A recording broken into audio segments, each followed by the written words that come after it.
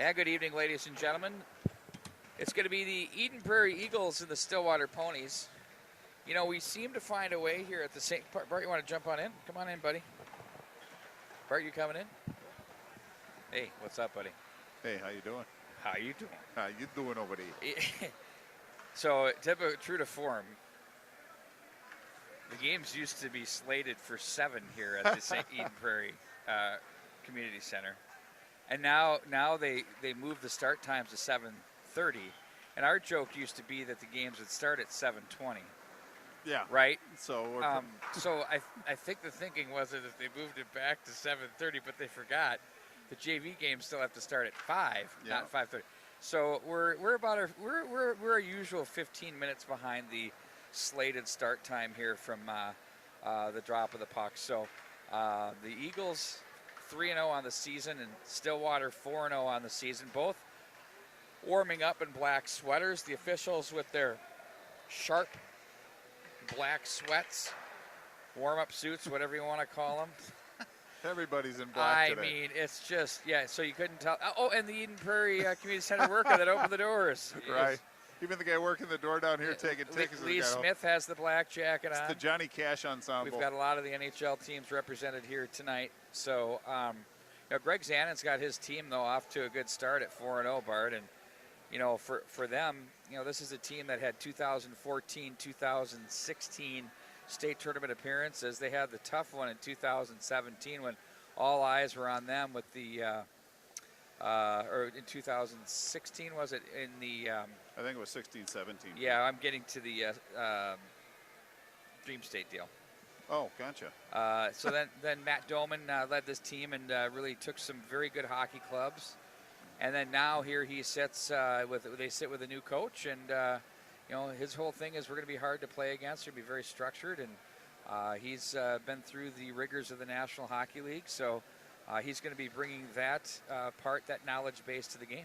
Well, it certainly can't hurt, and I think the era that you're referring to is Matthew Stanton, Noah Cates, Austin Murr, Luke Manning, TJ Sagasaur. But that was I think they had 3 losses that year, at least during the regular season, but one of those losses came at the hands of the Eden Prairie Eagles squad. It did. Obviously a different edition, but completely different edition, and got a chance to watch Jackson Blake play at the JV level, and he was very good.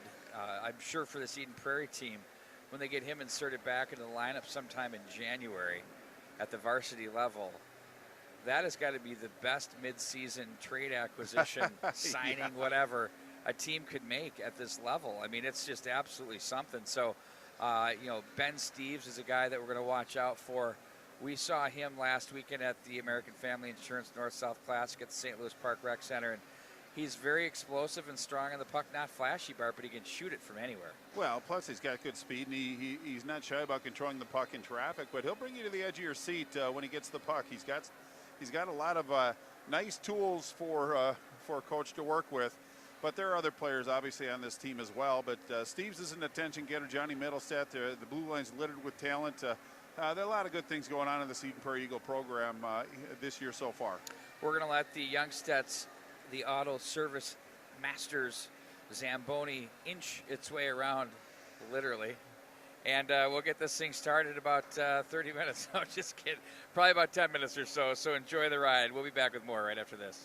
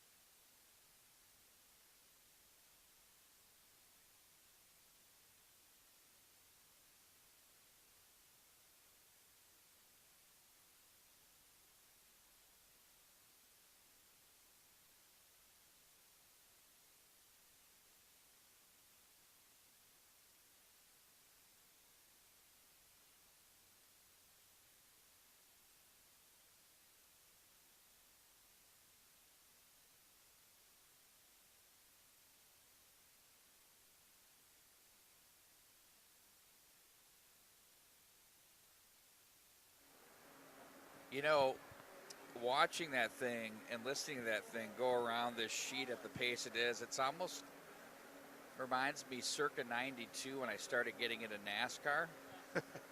I'd fall asleep. Yeah. Because of the hum of the engine and Right. stuff. Till the last 2 laps, hopefully. We're having fun here. So back onto our discussion point so far as we get ready for the two teams to come out. We have not faced the puck off, so if you think you've missed a minute of play, you haven't. No. Share this link with anybody you can. Let's load up the viewers here tonight. Looking forward to a big one here. You know, the sphere of disappointment, elation, you know, almost, you know, neither here nor there is huge in high school hockey. And, you know, I think high school hockey fans like to get themselves into a position where they can say, well, this is the team. This is the juggernaut. This is who we're going to watch. They're surefire. You know, they love that, right? Yep. I mean, it's all the reason I say that is that's what you and I hear because we're asked who our people are. All the time. It's constant. So what that's fine, too. Yeah, but it's just the nature of the beast. But this year, it's different. It's you know, somebody's going to win a state title with maybe 10, 12, 13 losses. It certainly could happen. Yeah, well, Eden Prairie darn near won it last year. Well, and you know, they had 10 losses. Well, it's who's playing well in February, who can get through sections, and who gets a little bit of puck luck. But Eden Prairie, you could just see them getting better as the year went on. And I'm sure there's a darling team out there that's going to kind of follow that path as well. But that's why it's so exciting because this year, you know, on top of every other year, this one is okay. Who are the darlings? Well, I don't know that one? yet. No, well, we won't know that yet. I mean, Grand Rapids is in the conversation, but we'll see that next weekend during the Edina Holiday Classic. Swing up to the border though, where they fell 3-2 and 3-2. But that's part of the learning process. That's they got they got a lot of young kids on that team that are going to get better as the year goes on. But I mean, Edina could ramp up. Minnetonka could get better. I mean, I'm just talking to the teams that I'm familiar with, but I mean, the funny thing is, Pete, aside from maybe me and you, I haven't really heard a lot of talk about Maple Grove Crimson, and that's probably, you know, a top 2 or 3 team in the state as it stands right now. But, you know, we have to do our part to kind of pub them as well, even though we don't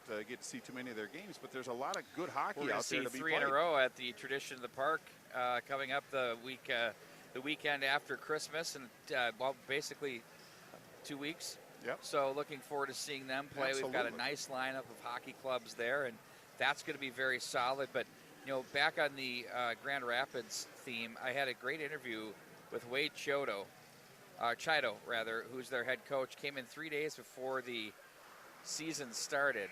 Yeah. And he's got a couple of signature wins to start the season. And, you know, he said, you know, he knows full well that this is going to be a roller coaster ride for his young team and with what's going on. And he's going to have to fight through that. Stepping onto the ice now are the Ponies of Stillwater as Logan Beast leads them on.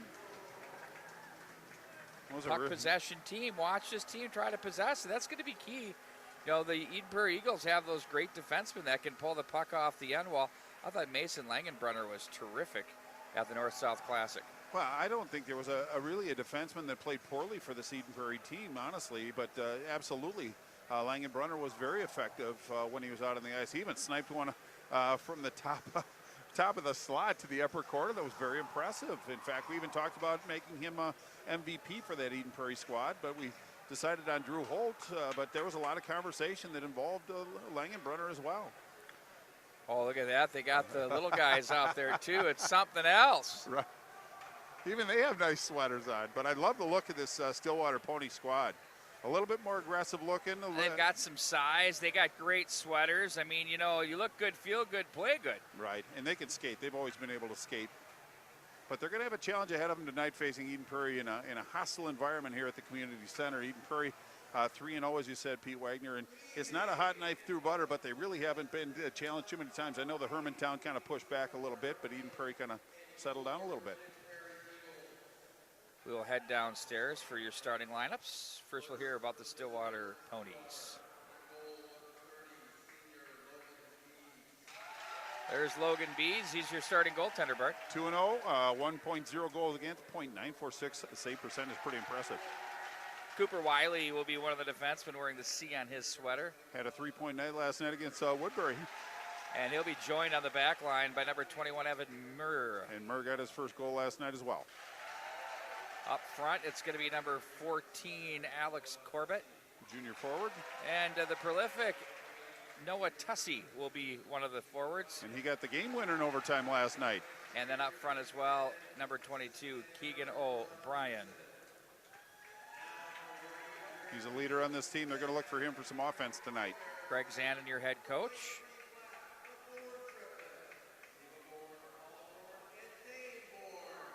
We've got the triplets.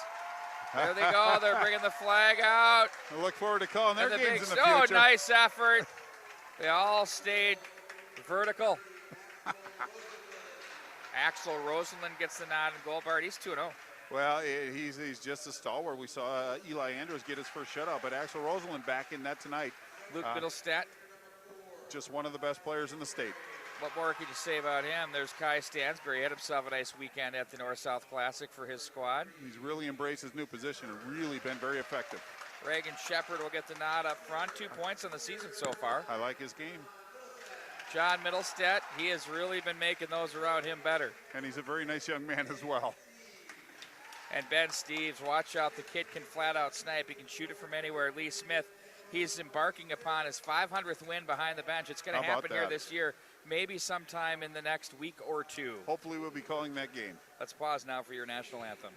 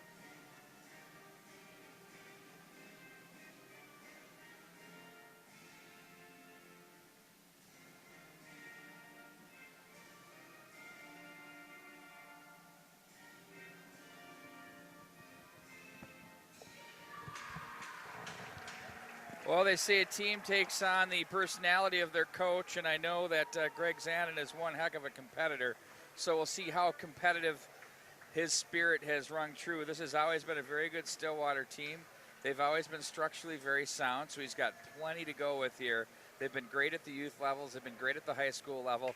They broke through in 2014. I think you and I watched them through the mid-2000s looking to make inroads on Hill Murray and White Bear Lake at the time, who both dominated the terrain. And here they are, and there they were. Yeah, in fact, Coach Zanin has 2 senior goaltenders, both of which are very quality goaltenders as well. So that's where it starts, and then you move it out to the blue line. He's got some talent back there, and having forwards that can not only defend but put the puck in the net. He's got some good things to work with. It's just a question of kind of getting the feel, get to know each other, but obviously they've subscribed to what he's preaching, and they're 4-0 coming into this. But this promises to be a track meet tonight. Very good pace. It's going to be a fun one. We will be dropping the puck here at about 7:53. Central is at standard time at this juncture. We're just about getting to the state of the winter where we can start getting longer days. Thank the Lord. Yeah. What is that? That's going to be after the Holiday Classic on Friday night. I believe you're right. Saturday, we're going to turn the corner. Saturday's going to be a good day. That's a really good I'm day. on the slate for 3 games that day. People are going to be tired of me. Tussey and John Middlestadt on the draw. Back into Eden Prairie territory it goes. It's going to be Luke Middlestadt with it. He's back in behind the net. He's going to be pressured on the play by Corbett. Nowhere to go there. They get a little bit of help from Steves back behind for Stansbury. So far on the Eagles with the forecheck have been the Stillwater Ponies. And to the near side it goes. Shepard now looks to play this one ahead. He's checked on the play. Corbett was there. And back in behind. Hard-working shift here by the Stillwater Ponies. Great angles and reads on the forecheck as well. Now it's John Middlestadt with it. He looks to make a move and plays it ahead for Shepard. He can't get there as it's cut off by Murr. Now Steves plays this one off the boards. Back into Stillwater Pony territory. John Middlestead unloads, and that one's blocked off the defense. And off the near side it goes for Steves, who's going to wind it back up through neutral. On the regroup, tried to play that through 4 ponies. They said not going to happen. Now Langenbrunner with it across center. He angles to his left from the backhand, plays this behind the net. Now it's going to be taken away by Benson, swings it around behind to the left corner. Murr is there, long shift for him to open up this hockey game. This one's going to be wide of Rosenlund, and icing your calls will bring it back. Well, really good energy by the Ponies right out of the gate. They sent 3 men right after the puck, too. Very aggressive forecheck. And it seemed like the puck was fighting Eden Prairie defenders a little bit, but they weathered that battle, and Middlestead, nice zone exit, came down, and it was Steves that took the shot, but it was Wiley that got in front of that. But good energy so far out of Stillwater. In to take the draw will be Ryan Reske of the Ponies. He'll go against Drew Holt. The right-hand shot, both guys. Won by Holt cleanly to Batchelder. His shot's blocked. Watch for Riku Brown, the big frame in front, wearing sweater number 21 in the white. Back in the corner now, Batchelder swings it around. Cam Langfells is there. His shot's deflected. Langfells again plays this behind the net. Batchelder will skate right into that one. Walks up from the right side to the line he goes. Langenbrunner shot deflects. That one wide of the mark. Langfells is there. Puck rolls up in the air. Batchelder swats at it. Brown gets the stick on that. He stays strong on the puck. Brown's pass picked off. Back up ice. They go. Sweetland with it. He's going to go straight up the middle. That's going to be pushed off his stick. There's a wrister that's blocked off a pair of skates. I thought that looked like it hit Reske on its way in. Pony to pony there. Now it's going to be Brown back in behind the net. Reaching for that is Langfells off the boards for Holt. Holt now long pass to Brown. Nice move to the inside. Brown, gave it off to Batchelder. And now it's turned over and on the stick of Dario. Off the right side they go, up through center. Benson's jammed on the play by Jorgensen. Up in the air it goes. Britton watches that one dribble through. Busby is there. He's hounded on the play. Back to the corner it goes. Right side. Off the stick of Luloff and sent right back into Eden Prairie territory where it'll be Britton. He'll play this back to Luloff, or Busby rather, from the corner. Jorgensen, nice touch pass. Burgandy with it now through neutral. He has Luloff angling with him. Across the line they go. Eagles try to play to the corner. There's a turnover, a wrister. That one's deflected wide of the mark. Jorgensen foot race. Now it's going to be on the stick of the Ponies to the line and not out. Burgandy plays it. Jorgensen walks left circle. Now up high it goes. That's going to be Busby back into the corner. Luloff puts on the brakes, try to get position, and now it's the Ponies as they look to play this one up to the right wing side. They do through center ice. Swatted at and played through, and to handle this one is Rosenlund as he guides it off the left wing. Foot race for this loose puck off the bench quickly. That one's bumped by Murr, but then the Eagles will play that one in. That was Luloff. Steves and his line back out with John Middlestead up front, joined by Reagan Shepard. Backpedaling now in his own zones, Tussey plays this one to the left wing side. That's going to be handled and played. Last time we saw these two teams play, there's a chance up front. And that's Steves. You give him that opportunity. It's something good's usually going to happen if you're an Eagle fan. Last time these two teams played, Bart Archer, it was myself and John Sands, a two-man crew, 4-hour drive from the West Metro to Stillwater on one of those legendary blizzard days. Sorry to miss that one. It was kind of an adventure. No, absolutely. Started the game about 8:45, 10-9, I think it was. Bumped on the play with Shepard, but they got it in. Yeoman-like effort. It was a blast. Luke Middlestead, bounding puck through center and played back up. Good pace to this one so far. John Middlestead's going to turn up. Little dangle there. Did a shoulder fake. He goes down on the play. Up to the line, but not out. There's a wrister in on goal. Nope, not in on goal by Stansberry. It's played back up into center ice area. Tucito was there. Now across the line they go with it. That's Stengel as he's going to be checked on the play. Hounding him is Steves. Stengel regroups back into his own zone with Benson. He looks up along the right wing boards, and it's going to be Luke Middlestead, the talented defenseman for the Eagles. Look to his right, hung on to it. Nice job there. And there's some support. Brown reaching back. Batchelder, here he goes, explodes, in on goal. And that one's pushed wide of the mark. Now it's going to be gathered off the end boards by Benson. Terrific job there by Batchelder, Bart, to make some room for himself. Well, he had a good burst of speed, and I think it was Brown that put the puck on a stick, and he went in all alone. He had Holt as an option, but the defense had good positioning, so he opted to take that shot, put it back to the forehand. Didn't miss by much, but I think Beast had the lower area of that net covered. Faceoff's going to be to his left. 12-11 left in the scoreless first period. A lot of recent play down in that Stillwater zone. Eden Prairie's forwards have a lot of energy, and they're on the puck here very quickly. Holt and Reske again. That's off a stanchion to center it goes. Langfels is there. Now it's poked to center by Langenbrunner as he's going to gather this puck in behind the net. It rolls on him a bit, gets it under control, leaves for Brown. Brown fans on that as he was hounded on the play by Reski. From the left wing side, they're going to guide this ahead. Manning was there. It seems like he's been on this roster for about 8 years, doesn't it? Yeah, or at least a Manning anyway. Wow, he's just been patrolling that blue line. Like the Sagasars. Up to the right wing side, Manning shovels that one back into off the dasher. Behind the net it goes. Nice little bounce there for the Ponies. That one's deflected away by the Eagles to center ice. It goes. Tussey is going to turn this one up ice. A nice feed to the right wing side. Reski is there as he's bothered on the play. Reaching over is Johnson for the Eagles. Britton now for Busby. He's jammed, turns over the puck with that check. Nice forecheck. Up to the line. Skate to stick. In on goal, up high off the gear of Rosenlund. And we have a whistle and a faceoff coming up inside the Eagle zone. That was a good quick shot by Cooper Wiley on that. He had Drew Holt closing in. Opted to take a wrist shot. Had some velocity on it, but once again, Rosenlund did a nice job from distance hanging onto that puck faceoff. Now in the Eden Prairie zone to Rosenlund's right. 11:05 left in a scoreless first period. Face-off win by the Ponies. They'll poke it over to the near side. Batted down to the corner. They continue to find some space now. Over to the far side, it's Wiley. Wiley looks to play this one deep into the corner, and the Eagles repel that out of the zone. Nice feed by John Middlestad. Steve's on the move. He's got Middlestad slot shot, save. B sees that one in. Nice save by the goaltender, stayed in control. Good tempo on the entry by the Eagles. But quickly back up the ice come the Ponies. Off the boards, it's Corbett. He's going to be stopped. Eagles can't get the zone. Now they do. And it's going to be Stansberry out of the zone. He had Steves with him to the right, but opted to get it in on goal. And the Eagles get the offensive zone faceoff. Well, I don't think that's a bad play. He had some options at the blue line, but it really wouldn't have been an advantage. So he just brought the puck in the zone, put a shot on net, and it allows Coach Lee Smith to put some fresh legs, as well as Coach Zanin as well. But I really like the way Eden Prairie's getting out of their zone. Under control, very calm, very cool and collected. And then they get some speed through the neutral zone. But that's when it gets tough against the Stillwater defense. So Eden Prairie's got some shots on goal, but they've been from distance except for Middlestad's shot. And that was a good save by Bees, as you said, Pete. Tonight's coverage is presented in part by Chick-fil-A in Chanhassen, where you can eat like a winner. Be sure to check them out. That's good stuff. What do you go with? What's your go-to? I don't eat out. Oh, really? I don't. I go with the nothing grilled, wrong with it. I go with the little grilled chicken nugget thingies. You like the little grill marks, don't you?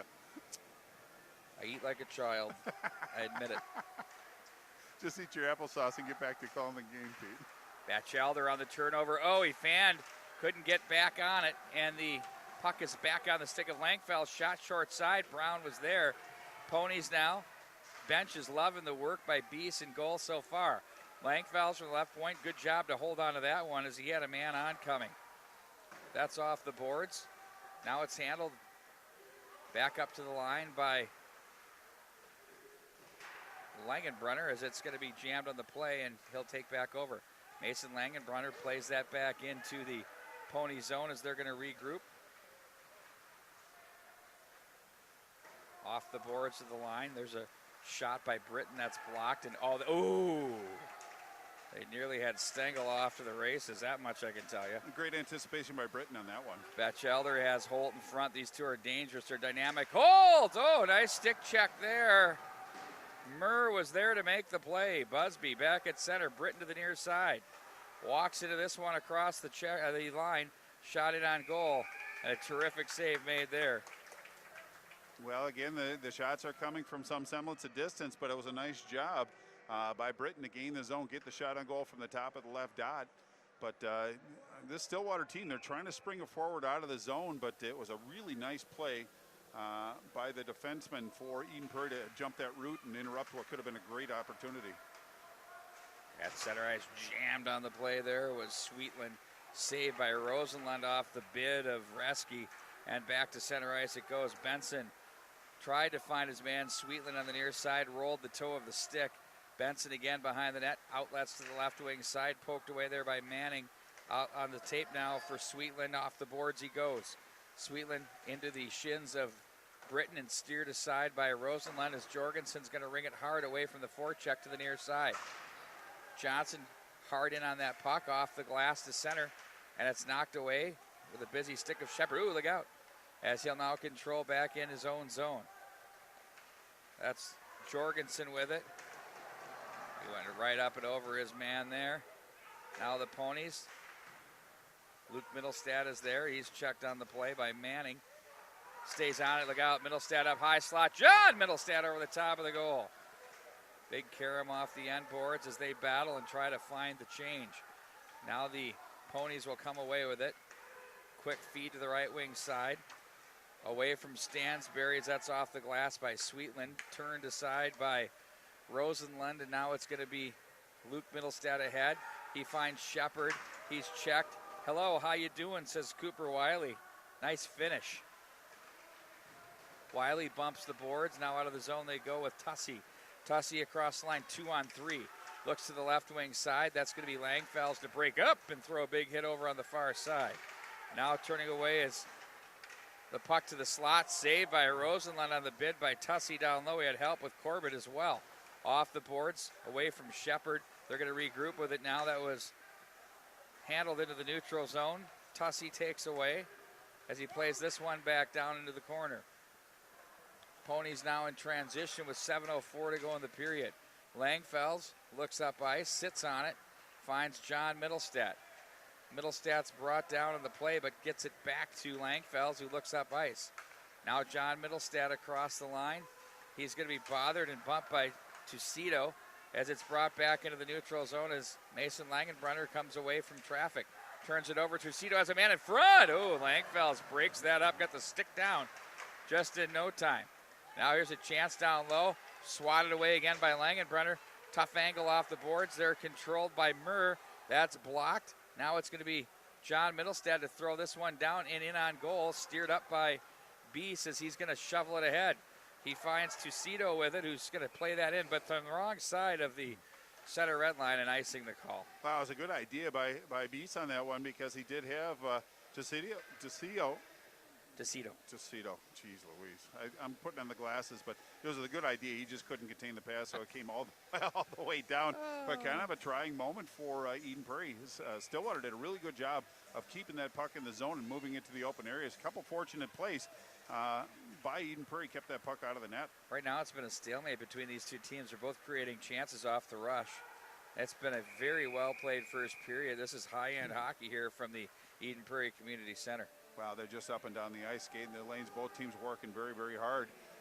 Again, protecting the middle of the ice on both sides, but I think Stillwater in that last sequence really got in tight. They just couldn't do the redirect, but Rosenlund wasn't a good spot, so I'm not saying it was a tally, but just, it is a game of inches, and that was proof of it right there. Face-off win to Britton. Far side for Busby, off the boards to the corner.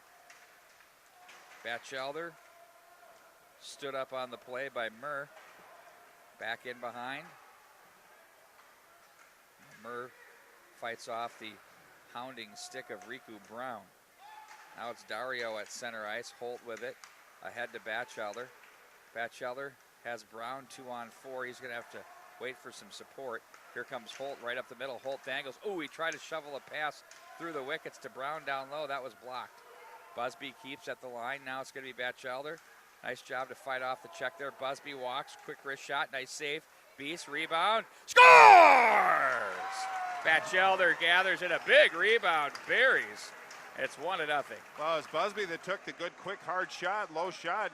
Beast made the initial save, but it came right out to Batchelder, and he just put a redirect on it, put it through the goal, and Eden Prairie with an early 1-0 lead, 5:26 left. Eden Prairie draws first blood. Good shot by Batchelder. That's his 4th goal of the year. That's a great piece of work there. Well, I just think it's the defenseman's shot. A lot of them want to have the propensity to take the big windup. I really thought that Busby did a nice job. Good, quick, low shot. Good save by the goaltender, but the defense didn't clear out. Batchelder made the most, close the opportunity. Back the other way come the Ponies. 5:12 to go in the period. 1-0 in favor of the Eagles. In front it goes. Now it's going to be Steves racing up the right wing side, working on Manning, goes inside on him. They have support. Shepard lets it go. He wanted the high blocker. Now the puck's in the left circle.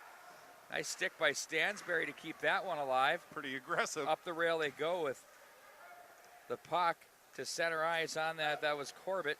And back behind the net it goes. Manning is there from the corner, watched by Steves, gets away from him. Nice little play there. Tussey plays that one ahead. Now it's going to be Luke Middlestad on it, the defenseman. He's going to be jammed on the play. Great read there on the neutral zone play by O'Brien. Just took the space away and jammed the D-man on the wall. Yeah, he limited his options. Doing his job. Back up ice they go. Tussey cross center. Shovels this one in wide of the mark. It's going to be Langfels with it. D to D behind for Mason Langenbrunner. Back up through center. They've been practicing this, getting them right on net. Doing a pretty good job. Do you think he spent about a half hour on that yesterday, Lee? Maybe. Yeah, mandatory. Yeah. But I just want to kind of talk about Cam Langfels, number 24. We've talked about Luke Middlestad for obvious reasons, but Cam Langfels, really this year, he looks like he absolutely belongs. He's really an impactful player on that blue line. He's making a lot of good decisions, a lot of good educated pinches on the blue line, really causing Stillwater some problems getting out of their zone.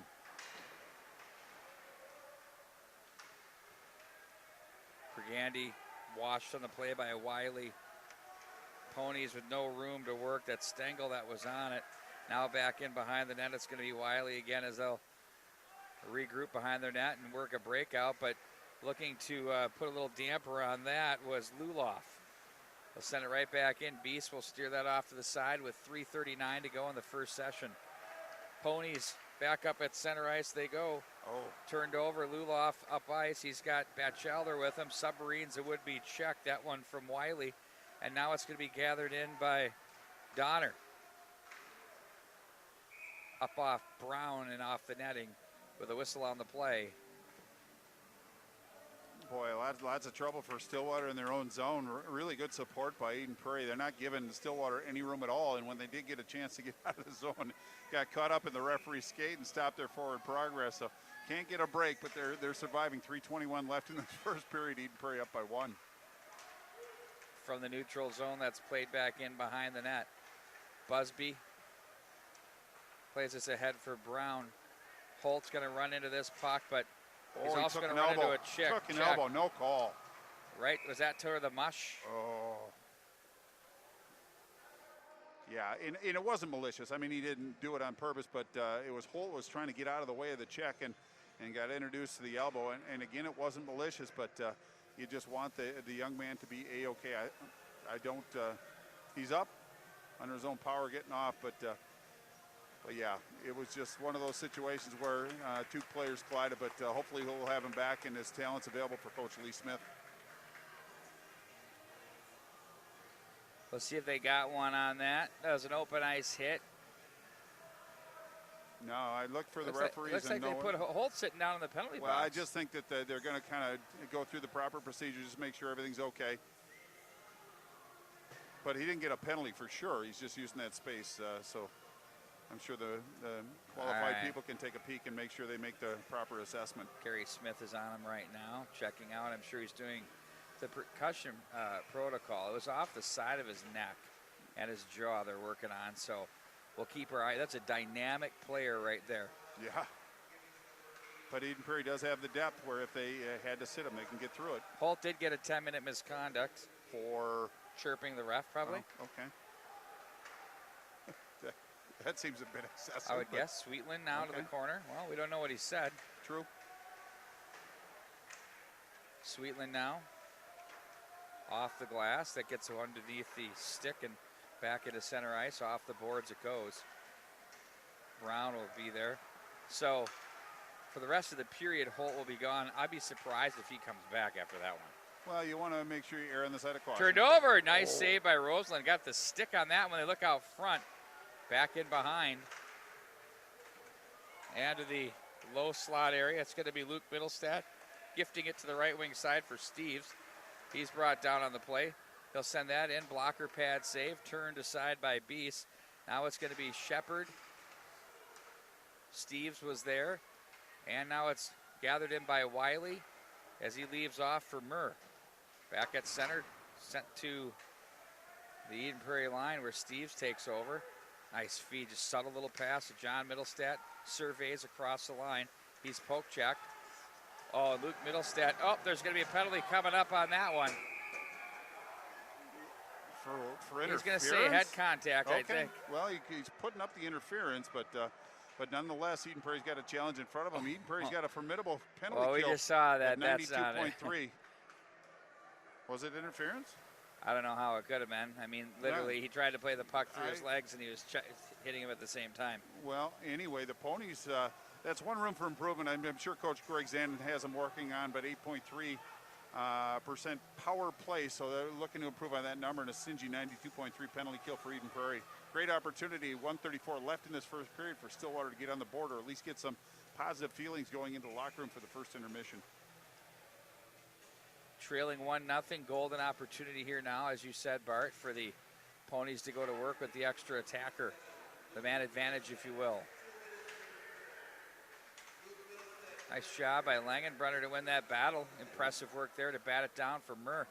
He's going to backpedal into his own zone as he plays this one over to the left wing side. Support now for Reski, who's going to play it to the near boards for Tussey with 1:12 to go in the period. Steves back checks and fights his way through that, but great support. Tussey in on goal. That was knocked off his stick by Rosenlund. Well, I think it might have been Langenbrunner helping him as well, but really good positioning, but good energy and speed out of the Stillwater forward.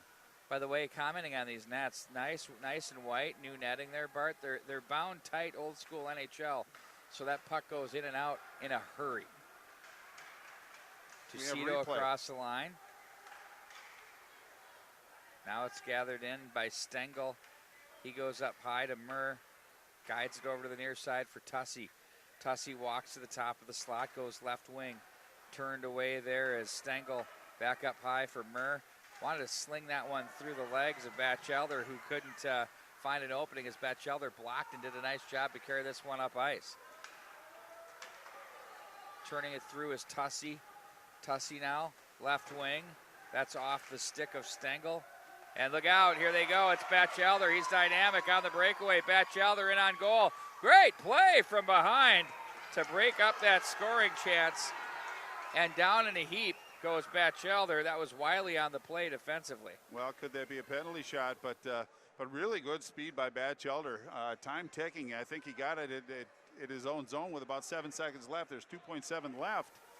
But I think Stillwater's going to take a penalty, balance things out for a little bit. Just 28 seconds left on the penalty to Luke Middlestat. But, boy, Batchelder's got some good wheels. Beast did a nice job of actually reading that play, anticipating and closing the pillows and taking away that 5-hole. And that's when Batchelder into the end boards. He looks to be just fine, but now we're going to be 4-on-4. But 2.7 seconds left. Middlestat left-handed shot might go right for the net, but very important face-up for both teams to close this period out. Oh, look at that. Pulled their goalie, too, and they pulled their goalie. Ooh, I don't know. That's with that much time, Bart Archer. Well, Lee Smith. He knows what he's doing. I'm not saying he doesn't. No, and that'll do it. I thought I heard a whistle. So did I. In fact, have to put 2.7 back up. Or 2.5 at least. 2.7. That's a false start. That's fine. 2.6. But then they got to put the penalty clocks back up too. And a little extra. We'll be here for an hour and a half while they figure that out. You're an optimist. Or they're just going to tell them to count down 3 seconds. Right. Do it on their fingers. 2.2, Bart. They're listening to you. Well, they didn't hear me completely. Back at a shot. Oh, see? There you go. That's why they do it. It was a good win by John Middlestat. Got it right back to Batchelder, and he put a pretty good shot on goal. But Beast came out very aggressively and really took away any shooting openings that he may have seen. But 1-0, Eden Prairie goes into the locker room, has to feel pretty good about the way they're playing. And Stillwater, a pretty good showing coming into a hostile environment. They actually intermittently had pretty good control and good puck possession down in the Eden Prairie zone. The second period, long line change. Both teams start 4-on-4. A lot of space, a lot of speed. Should be fun. Yeah, it's going to be a good period, Bart. We had a Stillwater team I see playing with some edge and some purpose. I like what I'm seeing here. This is a really good hockey team. Heavy hitting game with some great open ice stuff. And Really good zone entries, good forechecks. The positional play is very sound for both of these hockey clubs. Well, and the thing I like is their defense first, and that's something. And I'm not saying this is a knock against the previous programs because they're such offensively skilled teams, but this team seems to be minding their own zone very, very well, and through that comes these opportunities with the odd man rushes the other way, even springing a couple guys loose. So Eden Prairie did a good job of jumping the roots on what could have been a nice stretch pass out of the zone. So we'll look for that to develop in the second period as well. We'll be back with the second period in about 10-12. Too heavy? Try it. I got it. Lift it up. 1, 2, 3. Good. Looks great. Wow. This looks amazing. Can I help you make a few? Sure. You sure? Uh-huh. Hi, I'm Derek. Nice to meet you. So how long have you been doing this? 2 years. 2 years. So you're an expert. Yes. Can you do one with my name? Sure. D-E-R-E-K? D-R-E-K. D-E-R-E-K. D-E-R-E-K? Yes. Okay.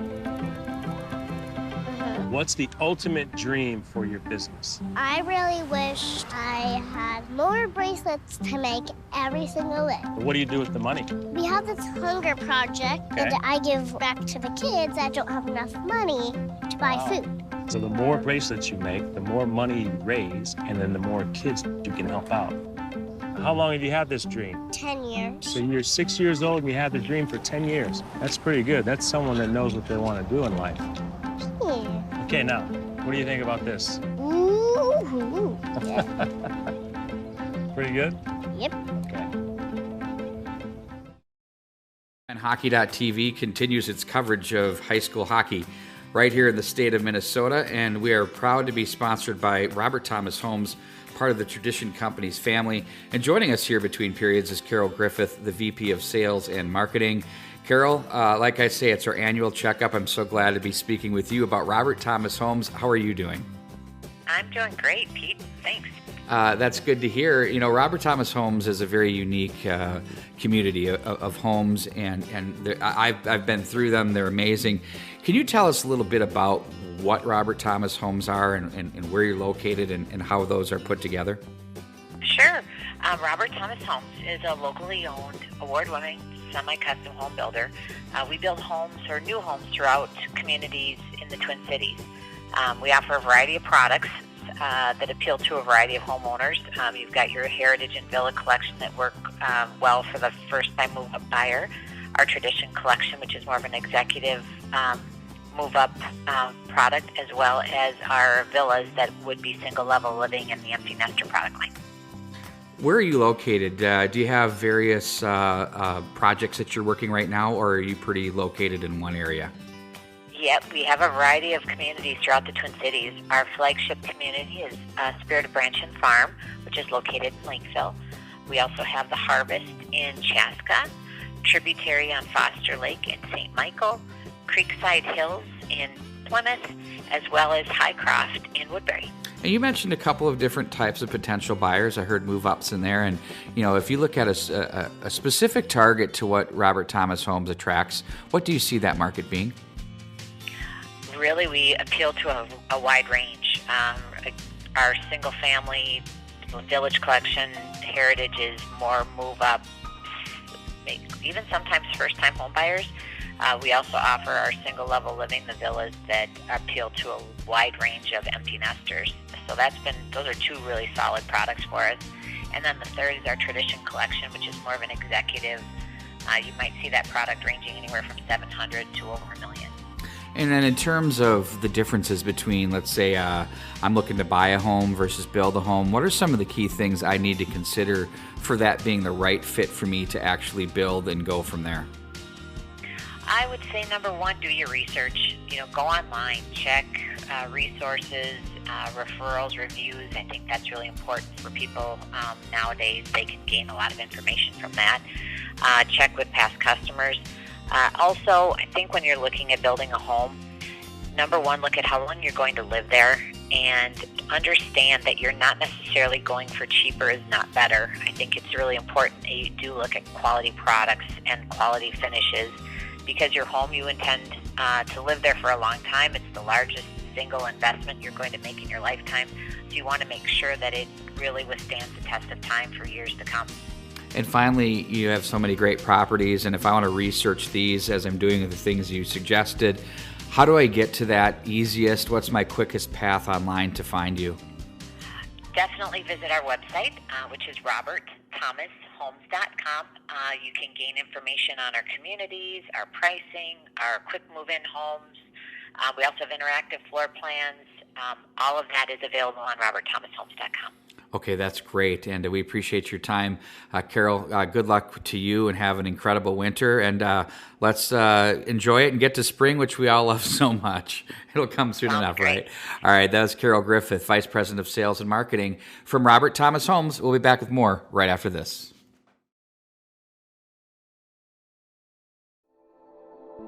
I think that being in a sport, it has built into it the concept that we are going to face a challenge. When we do sport the right way, we are teaching values. We're teaching kids how to be hard workers. We're teaching kids how to be courageous, to be fearless. Dynamites, because we have a focus on whole life youth development, physical, academic, social, and spiritual excellence, we get that we're trying to develop people to be whole people. And I think that when you combine that mission with sport, I think you naturally get that. We have programs in each of those 4 areas. We have ice hockey for physical excellence. Academic excellence includes academic support like one-on-one tutoring. We have a summer academic camp. Social excellence includes our big community service project, Greg Carroll Learn to Skate, and also we're faith-based. So when kids are old enough, they have the choice to go to summer camp, kind of that traditional summer church camp.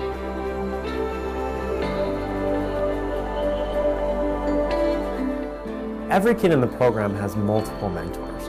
If they're in tutoring, they have a very special mentor that's just their very own. And then of course the hockey coaches are mentors, and of course all the staff are mentors too. We have a very high retention rate.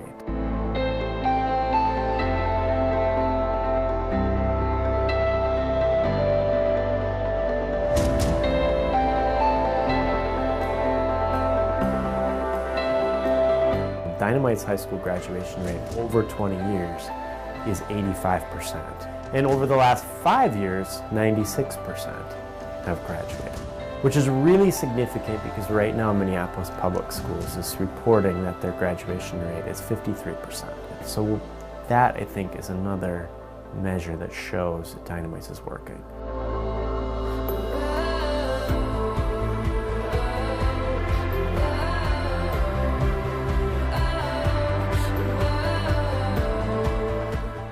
Being a faith-based organization, I think we're able to say things that are really powerful sometimes. We might say to the kids, like, we're gonna do some hard things today. And we want you to remember we can do all things through Christ who gives me strength. A few minutes later, we might be asking them to do that hard thing and you got heads down and panting. And remind them, remember, you have strength. God's given you the strength to do this. You have the strength that you need inside you right now. They might even remember the moments where they began to believe that, where they began to believe, I should be fearless. Only believe, do not fear.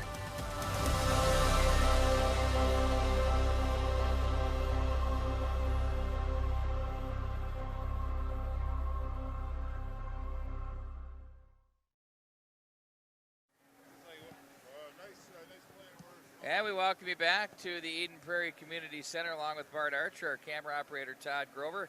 I am Pete Wagner as the Eagles and the Ponies have a good one going here tonight. It's a very competitive hockey game.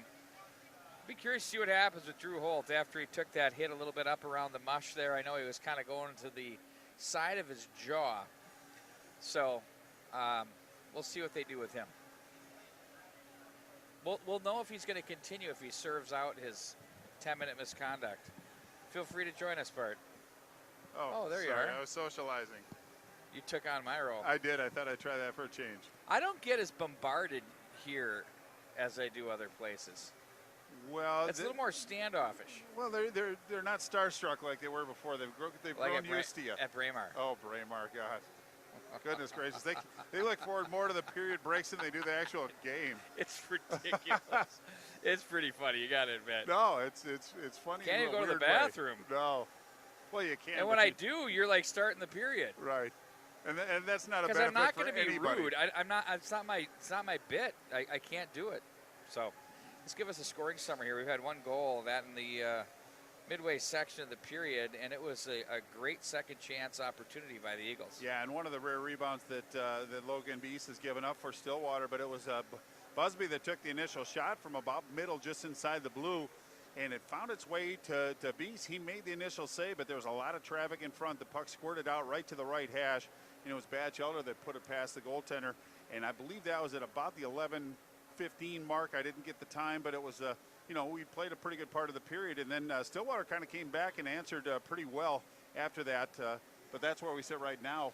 But as you said, Pete, Drew Holt is out for 10-minute misconduct, as we stated, but it's going to be Luke Middlestat that's going to be in the box for another 23 seconds, and then it's going to be Cooper Wiley going to be in the box for another minute 33. So it's going to be a brief power play for Eden Prairie, barring another penalty being called. So it's going to be an exciting start to the second period. It will be a good start to the second period, and there's been things that have really stood out to me. It's how both of these teams have generated scoring chances off the rush. Yeah. And defensively, the defensemen have been doing a nice job because there's been some what appeared to be some backdoor potential if they could squeak one through, get one through the wickets through a stick, but they've been taking those away both sides. And then the goaltenders have been very strong when called upon too. Well, and I like Stillwater's positioning. They always seem to have an outlet or an option on that weak side, and they're not shy about throwing the puck over there and a couple bounces over the sticks. Otherwise, they might have had a couple more shots on goal at least to give Axel Rosenlund some credit. He's terrific side to side, but again, they're very cognizant of where their line mates are. Their positioning is solid, and Eden Prairie's doing a pretty good job so far defending, even when times are getting a bit trying as well. Eagles have stepped onto the ice. Now the Ponies have joined. As here they come. Ponies are fired up. I like this club. I do too. I like them a lot. I just like their attitude, their demeanor, their approach. They've got a good blend of skill and grit. They've got a really solid goaltender. I've seen a lot of teams this year so far, Bart, and yep. I got to put them in my they're top 10-ish. Is what I would say. Well, they should be at least in the conversation. But what the kind of the nice thing, and I might be taking this a little farther than I should, but we watch a lot of games. You obviously see more than I do. But when you can get the announcers kind of excited about the brand that you play, that means you're doing something right. But they're very entertaining. They're fun to watch, and they can get up and down the ice in a hurry. If I'm in that Stillwater Area Youth Hockey Association program, and I see the way this team's playing, and with the spirit that they have and their approach in all three zones, I mean, that's something to get excited about. I know if I were playing, I'd want to be doing this. No, absolutely. I mean, it's refreshing. I like it. And they have had a modicum of success over the last decade for sure, but they travel quite well. A lot of Stillwater Pony supporters out here tonight. We're not besmirching it. No, we're just saying that's just a whole next step. Yep. And it's early, but whatever these kids are doing, they're buying in. I just like what I've seen at Cooper Wiley, and also Evan Murr back on defense, and even Cam Benson stepping up, being aggressive, getting into the offensive zone play. So they're not afraid to try a little offense as well, but they can certainly shut teams down. By the way, Cooper Wiley, no relation to what about Bob Wiley? I'm sailing. Oh, Dr. Leo Marvin. Right. Every time I see his name, I think of it. I can't help it. Every time with his goldfish gill. Every time I want to take a vacation, I think about that. We're underway here to start the second, as you mentioned, Bart. We're about 18 seconds of 4-on-4, and then it'll be about a minute 20 or so of power play time for the Eagles. Steves off the turnover, deflected, they score! Oh, my word. That was started with a forecheck, Bart. Indeed it was. It was Steves that used his body to kind of protect the puck once he got it, but it was Middleset that nice redirect at the very end. It was Steves that really put the shot toward the net, but a very athletic play by Johnny Middlestat that just redirected that in the upper corner, and the timing was terrific. 10 seconds left in the penalty to Luke Middlestat, so not a power play goal, and after that goal, in 10 more seconds, barring another penalty, they're going to be on the power play as well. So a terrific challenge in front of the Stillwater Ponies right now. Well, you know, Bart, that started, though. There was a body check off the end boards, which forced that puck up off the near wall. And then Steves had a perfect angle on that and was able to turn that into a scoring chance. Got it to John Middlestead off the back door, who has the really butter-like mitts. Yep. You got a Bulldog of UMD and a Gopher of Minnesota teaming up there. And they're getting along For now. swimmingly. For now. Right. Here's Langenbrunner in transition. Across the line. He was disrupted just enough at the line. Well, that was Joe Stengel that actually pushed and used that line as a natural line, and then he cut, and a couple wingers snuck in just a stride over, so they called the penalty, or called the offsides. 1:18 left in the penalty to Cooper Wiley, but Eden Prairie knows the situation. They want to cash in on this, so as I said, the challenge is in front of Stillwater to pick up the teammate and get through this. Benson hard back into the Eden Prairie zone. That's going to be Rosenlund. Paddle down to give that off to Luke Middlestead. 1:05 to go in power play time. Eagles with that quick goal by Luke Middlestead. John Left wing side. I'm sorry, John, because Luke just had it. Yep. Oh, these brother combos are just a nightmare on your wait till broadcast the triplets team. get up here, Pete. It will, I don't know if I'll be alive by the time they get here. Oh, you will. Langenbrunner will be like 95. You'll be calling games. Langenbrunner plays that. I will, as long as I can, as long as the voice can still hold up and I can put a couple of words together. I don't think that's going to be a problem with you. It's just everything else. If I can get up the stairs, is that what you're telling me? I will not be that guy. Corporate elevator. John Middlestead scores! One-timer shelf, and it's 3-0. Well, as you said, it was a one-timer, and that was John Middlestead's second goal in this period. Now it's 3-0 Eden Prairie, but that was a snipe. That was blocker side where the post meets the crossbar. That's a goal scorer's goal right there. Then he turned to the faithful and just said, well, he did a modified, went to the crest. Right. But he kind of reserved himself from the self-check. Like he's been there before. But close. Right. We've been very pleased to say he teased we've us. not seen a lot of self-checks at all. It's gone by the wayside. Thank the Lord. Now Busby plays it quickly. Now it's 3-0. We're 5-on-5 with 15-17 to go in the second. Back in behind the net they go. Tussey looks out front. They nearly slid that through the goal mouth area. Now Brown in deep. Looks up the middle. Now he finds Batchelder. Luloff with him. Luloff now in the spot of Holt on this line as that one's wide of the mark. Karam's all the way back to center. And the guy Bart was gushing about between periods, Cam Langfell's on it. Plays that one rink wide. Busby with it. And I agree with you 100%, Bart. He looks so good. Batchelder plays this one in, steered out of there by the goaltender, Logan Beese. Up high through center.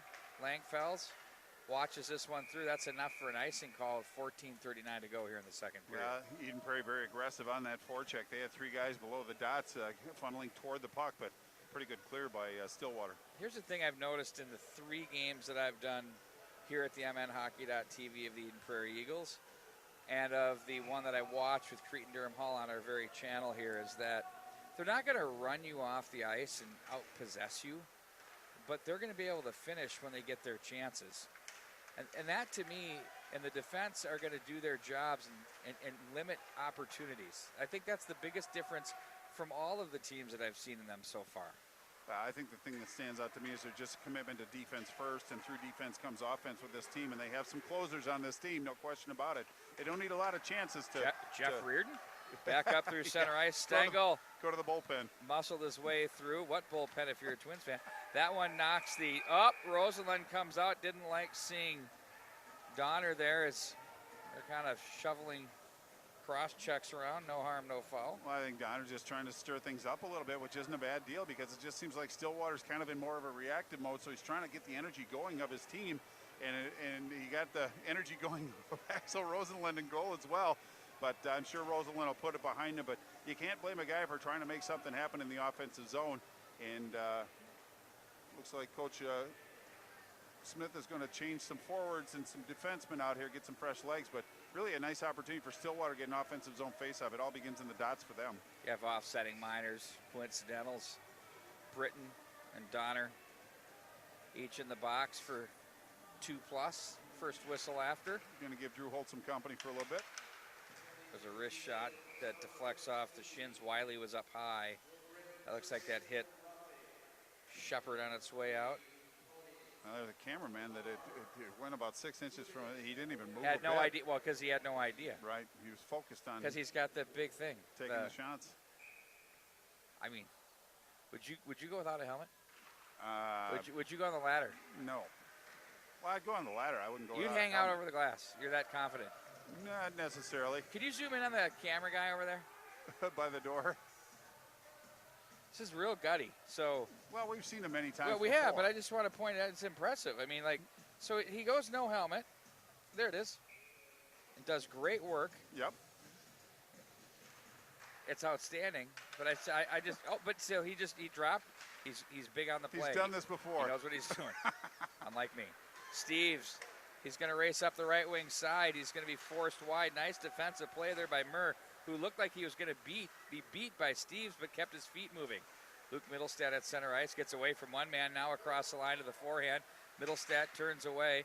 Wanted to get it to Stansberry, but he was bothered on the play and sent back into the center ice area. And at center ice, that's going to move away from Lindbergh as it's poked to center. Murr plays that ahead, dumped in by Lawrence. Now it's Stansberry with it. Stansberry finds John Middlestad. John Middlestad looks to his right, didn't like what he saw on the angle there as he was hounded on the play by another number 9, Roski. Now it's going to be played back down into the corner. Up to the line, there's a wrister. Nice pad save. Joe Manning on the bid. Rosenlund with the save. Luke Middlestad. Oh, look at that. How's she going? Poke checked right off his stick and onto the twig of Sweetland, who plays this one in deep. Stansberry is there. Racing that one down is Roski as it's up and out of play. Well, looks like Stillwater's got a little fire in their belly now, especially after Donner went and kind of got into the grill of Rosenlund. It just seems like they're playing a little bit better. They're getting more opportunities, but again, this Eden Prairie defense, very, very difficult to get into the scoring areas. They took a long shot, but Rosenlund did a nice job not only making the save, but pushing that puck into the corner, into the no-harm zone. So Stillwater's starting to get a little energy right now, but Eden Prairie weathering the storm. Face-off is going to be Tussey against Batch Elder.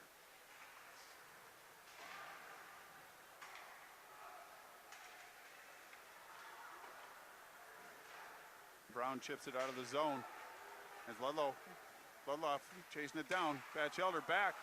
Ooh, puck hopped over the stick of Batch Elder, and back comes Stillwater. Bart Carter Bees is number 29. Okay. Please don't leave me again. Oh, I love doing that to you. That's not good. So Carter Bees, if you want to, it's same as the goaltender. Gotcha. Batch Elder in front, and that one's steered aside there by Logan Bees. And now it's on the stick of Luloff from the corner. He's stepped right in neatly on this line. Hasn't missed a beat. Benson. Now it's going to be held in from the left side by Cam Langfels. As Langenbrunner is there, he's watched on the play by Corbett. And shipped to center. Ooh, big check thrown. That was mostly Luloff on himself. Batchelder rings that one in on Logan Bees as he's going to hang on.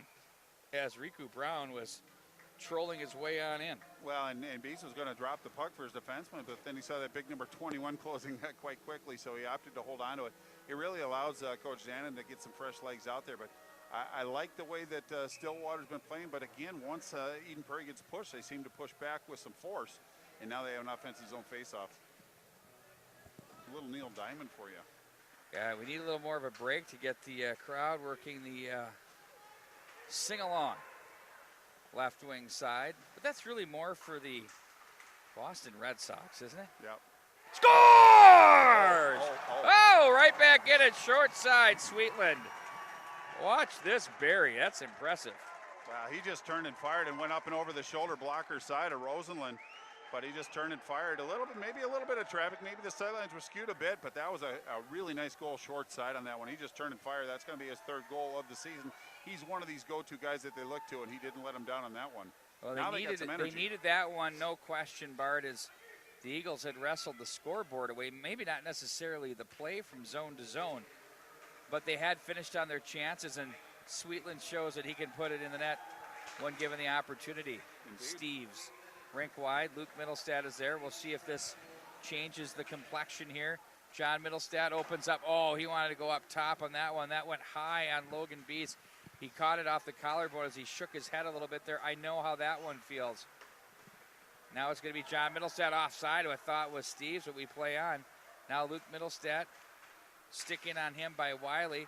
That's a nice battle off the far boards. Tucito's in there. He's not messing around. The old hospital pass straight up the... Steves is there as that's played to the corner, and back behind you get the drift. Yes, indeed. And now Wiley has it. Ooh, what park move off the back of the net as Shepard was forechecking there. Steves finds the carom, hits his man on the way in. It's going to be played to center. That's Tucito. That was their nice job by Batchelder. Loads it up. There's a shot. Oh, that one's blocked. Good defensive play by Wiley. Back into the neutral zone it goes. It's going to be Langfels. Rolling puck in front. Brown comes away with it too far for Luloff. He comes away with it, turns it up ice, cuts back to the forehand, the left-hand shot. Nice job to get on that stick as he took it away from Lawrence. Now it's Brown running into a check. Now from the right wing side, it's going to be Carter Beast as he tried to clear. Logan Beast sticks that one aside. Shallow angle. Oh, and a big save there. And the Eagles get it back. There's a shot by Batchelder as that one deflects up and out of play. Well, that was a really good save. It was Batchelder that's getting hungry to get shots on goal. He's earning them too. But it was Beast who made an initial save on a pretty good shot, but that one ramped up and out of play. But it looks like it's Luloff that's actually filling the role for Holt. Did a pretty good job. Showed some good wheels on that one. Good possession as well. 9:47 left in the second period. Eden Prairie holding on. 3-1 lead. Don't forget, tomorrow at noon, we're going to have JV action. Benilde St. Margaret's and Armstrong Cooper, followed by the varsity game slated at 2:30. We have a rare Saturday night off. I think you and I are going to be at McCoy's Public House in St. Louis Park on trivia night. Might be the last one that we have for a while. With all the nerds. It's unbelievable. We'll blend right in. Oh, I know, exactly. But it's like, they ask these questions, you have like no chance. It's like, who is this guy? Right, it's like and Jeopardy. He wears the lamest suit you could ever imagine. Delayed penalty coming up, this one on the Eagles, as they'll get the extra attacker out for the Ponies. Back it across the line, it's Roski. Great chance here for the Ponies to cut this deficit from 2-1 here with the man advantage. I think it's going to be Luloff that's going to go, and I believe that's going to be a hook. Beast did a nice job showing some speed, getting off the ice and getting that extra attacker, but Eden Prairie comes up with possession. So faceoff's going to be in the Eden Prairie zone. 9:08 left in the second period. Eden Prairie has a 2-goal lead, but Stillwater with a great opportunity on the power play to cut that deficit. Rosenlund prepares in his own zone. Neil Diamond to Ozzy Osbourne. Cover all bases here. Yeah, well, they're definitely not doing a build-up. That much we know. The great late Randy Rhodes was such a legend back in the day. So young, so good. 9 minutes to the left wing side. Wiley is watched by Steves. Well, as we said, Pete, this power play, some Stillwater is kind of a work in progress, but with Middlestat and Steves out on the ice, they have to mind their defensive responsibilities. Look at that, there you go. Middlestat in on goal. Scores! Oh, foreshadowing at its finest, Bart Archer. A shorty for John Middlestat. And that's a hat trick. That's going to give him a hat trick in this period, but the last 3 goals have been scored by number 9 in the white. Boy, he's got some skill. But you have to feel for Logan Beast, the goaltender. You see him coming in all alone, and as elusive he is and the soft hands he has, he just put it 5-hole. Beast really didn't have much of a chance on that one, but he did everything he could to keep the puck out of the net. Shorty for Johnny Middlestat now. 4-1 is your lead, Eden Prairie, but 1:35 left in the penalty to Luloff, so they have plenty of time to come back and answer with the man advantage. Drew Holt has been sprung from the penalty box, and he's back at it, so apparently he's no worse for wear off of that hit. Which is good news. Absolutely good Murr news. with it. Power play continues for $1.20. Middlestat and Holt and Batchelder will man the second PK unit for the Eagles, and they bring some quick boots, no question. You still have to play defense against these guys, too. No question. There's a shot. Ooh, up high they go. Tucito with the bid. Good save by Rosenlund on that. Got enough of that with his blocker pad to get it up and over. That's really a solid save. Beast will set up off to his left. Ooh, look at the confidence. I love it. Shovels it over to the right wing side. Tucito looks ahead for Tussie. Instead, it's Langfels for Langenbrunner. Boy, say that 5 times fast. No thanks. Off the glass, sent right back in behind the net. Beast will shovel that one back up to the neutral zone. Tussey comes away with it. He's stopped there by Langenbrunner. And now from center ice across the line, they go with it off the boards and in deep by Murr. The big carom all the way up high to the right side. That's Roski back behind. Tucito comes together with Langenbrunner. Now it's Langfells, gets away from one would-be checker. Donner is there to the corner. Tucito as well. From the left corner, looks back up to the line. Nice job there. To the near side they go. Murr with it. Walks, dances to his right, finds a shooting angle. Puts that one in. Look at the footwork here by the defenseman. Nice I really like the footwork by Evan Murr, the junior defenseman. Walked the blue line, came out to the middle. A lot of traffic in front, so Rosalind did a really nice job of tracking that puck through traffic, holding onto it. Not a second chance rebound, just 8 seconds left in the penalty to Luloff. And Eden Prairie, barring something unusual happening here, will be back at full strength. Couple of 12s doing battle there. Lawrence and Pergandy as the Eagles alleviate the pressure, and they're now 5-on-5 as Luloff steps back on. Wiley up ice to the right wing side, played to center by Luke Middlestat and turned away by Manning. Manning looks to the right wing. We have a delayed penalty. This one now is going to be on the Stillwater Ponies. Was he saying too many? No, rough. Yeah, rough. I didn't see it. I didn't either, to be honest with you. But again, it's Cooper Wiley that's going to go off for 2 minutes for this Pony squad. And he's really one of their primary penalty killers, so the challenge gets a little even steeper for this Pony team. But 6:54 left in the second period, down by 3. Not a great time to take a penalty, but again, I say it a lot. It's up to their teammates to pick up Cooper Wiley. He's picked them up a number of times now. It's time to return the favor. Face-off in the Stillwater zone to Beast's right. It's going to be Batchelder against, is that Stengel? Stengel indeed. Stengel gets the draw off the glass. Oh, look at that, the big frame. The Kyle Rudolph. He skies for toes the line. Nice save by Beast in front. There's Brown creating all sorts of trouble. Langfells now.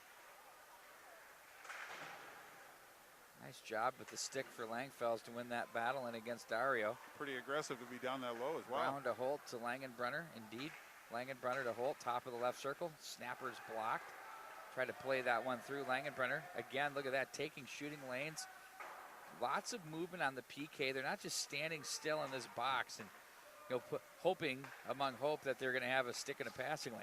Shallow angle. They look to play that out front underneath, kind of fanned on there by Holt as Langenbrunner takes over with 1:10 of power play time and 6:03 of period left. Langfells, 4-1 Eden Prairie as the scoreboard says. They've had 3 here in the second, along with a goal from Sweetland of the Stillwater Ponies to get them on the board. Ooh, whoa. Rosenlund back up the middle. Very calm and cool. Yeah, I wasn't. Stansberry, the former goaltender, we stand together. Right. Neither was Lee. Whenever I see a goalie mishandle, I get nervous for him. So did Coach Smith. John Middlestad with it now. Nice job. Roski all over him is giving him no real estate. Could have been a hook. Murr rings that hard. Played right within the rule book.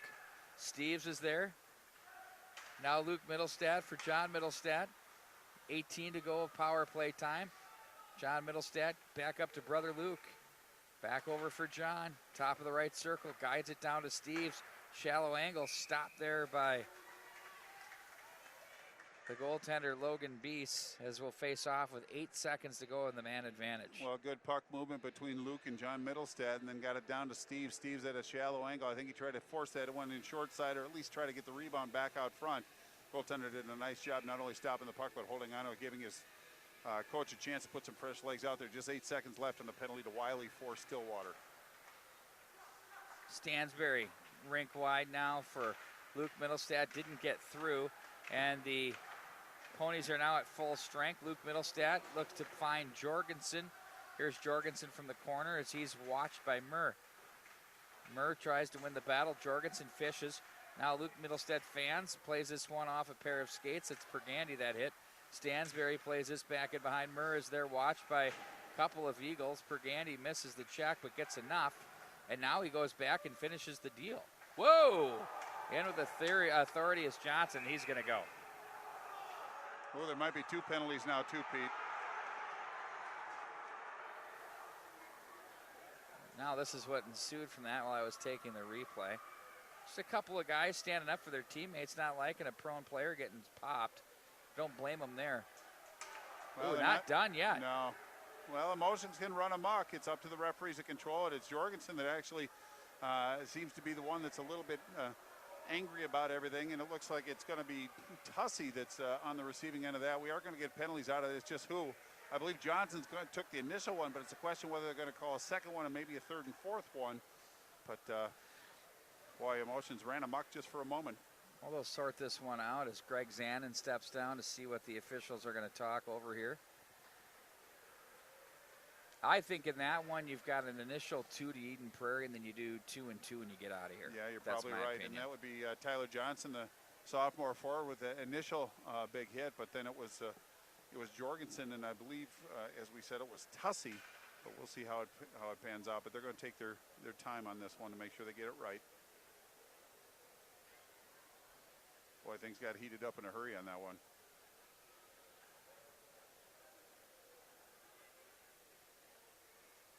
Yeah, it looks like Tussey is going to go. Yeah. And Jorgensen's already in the box. It's just a question if Johnson's going to go first. But I thought he was the initial penalty. But he's still on the Eden Prairie bench. You are right. That's so the initial arm went up on that. So Pergandy was tied up with his guy. So he was down around his legs, and the puck was stuck between them. And that's when Johnson came through with some juice, if you will. And the referee in the neutral zone had his arm up after that one. Well, they both did. Okay. Because I didn't see the one down in the offensive zone with his arm the up. one down was like the Tin Man. He needed to put a little oil on it. It was creaking. I heard some squeakies. But it was going up. Right. And so then it got a little eruptive, and then I would just say, twin minors here, but you and I are speculating. What do we know? Right. But it should be probably Eden Prairie, a man down. Tyler Johnson's in the bench, probably, in the box. Well, it looks like they did a nice job of taking the time and sorting it out properly, but they're going to feel shame for a little bit, but it should be a power play for another power play for Stillwater. Pete, they have the talent. I don't know what's misfiring on their power play, but running under 10% for a team with this kind of skill, I'm sure that's going to work itself out through the course of the year, but kind of a number that jumps off the page. Great opportunity for Stillwater. 4:24 left in the second period. Eden Prairie up by 3. Stillwater on the power play. There's a kind of hush. There's just a weird atmosphere right now. A lot of buzz.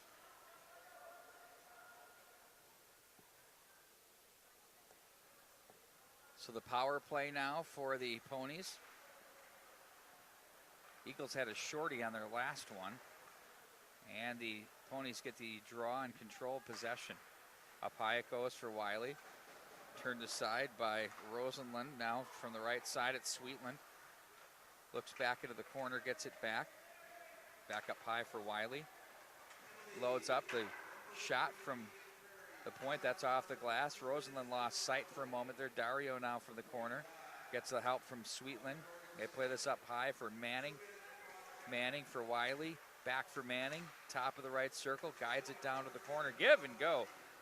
Great setup there. That was Dario with the shot. Sweetland couldn't handle the bounding puck. But now they're going to walk out of the corner. Dario in on goal. Oh, what a move. Puck's loose. Still loose. They score! Hard-working power play goal. Beautiful effort by the Ponies. Wow, it's a good follow-up. I think it was Stengel that actually put that one in. I'm not 100% sure, but I don't think they really care who scored. But it looks like it might have been Keegan O'Brien that scored that one with the celebration. But Rosenlund did his job. He made the first initial save when he kind of danced outside in front of the net, but he just couldn't stretch his leg out far enough, and O'Brien did a nice job of forcing that puck in. But that's exactly what they needed. Now we're back to 5-on-5, but it's now a 2-goal game, and Stillwater's got a little bit of mojo going right now. Back at 4-2. There's a pad save. Oh, nice job by Rosenlund. Britton was there. That could have been huge for the Ponies there. So now it's 5-on-5, even though the penalty clock, you probably couldn't see it here, was still up. It's now down. Batchelder now from the left wing side. He's watched on the play by Wiley. Down he goes. Wiley again. That one came. Oh, and again. My word. That's going to be another one, I bet.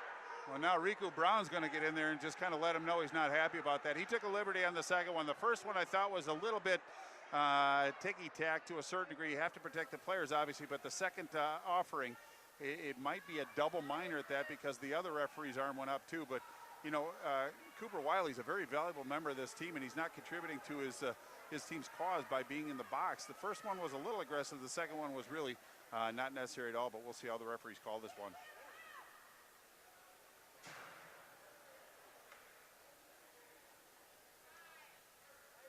He anticipated the stop by Batchelder, and Batchelder was turned toward the boards, but it was a follow-up one that I thought was... well, it was like you already got one coming, so you're probably thinking they aren't going to have the guts to call me twice, right. So I'm going to take another. There's absolute truth to that statement, Pete Wagner. You know, and so you might as well get your money's worth. Get it while you can, I guess. Right.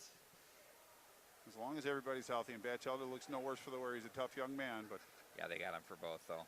Yeah, well, that's the appropriate call. But now that's 4 minutes that they're dealing without one of their primary defensemen, and I don't think that really helps the team. It's all effort. I mean, he's a really solid player that works very, very hard, but you can't help your team from the penalty box. So it's something that I'm sure that Coach Zana wants to address between periods at least. But 3:05 left in the second period. Eden Prairie up by 2. Now has a double minor power play. So great opportunity for the Eagles. So Wiley gets a cross check and a rough. Off the draw, they work it out of the zone. Eagles will have to regroup. Donner was there. Now Luke Middlestad plays that through, and that's away from Drew Holt. Rosenlund swings it calmly to the right wing side for Stansberry. He'll gain center. Be content to just play this one in and around. Purposeful there as John Middlestat comes away. Nice job to get away from the check of Benson as they tie up along the corner boards. Fished out of there. I have no idea how. Middlestat wanted 4 and a glove save and a beauty. Whoa, did you see that one, Bart Archer? Yeah, in fact, I think that was Steves that walked that one out through traffic. He gained control and had a lot of real estate to walk into the goal, try to go short side high. First one there, and then look at this. Beast did a really nice job of making his body big and taking away at least the short side and then the follow-up as well. But Steves can get you in a hurry. A lot of these Eden Prairie forwards are so quick that you have to have your head on the swivel at all times, and that's a prime example of that.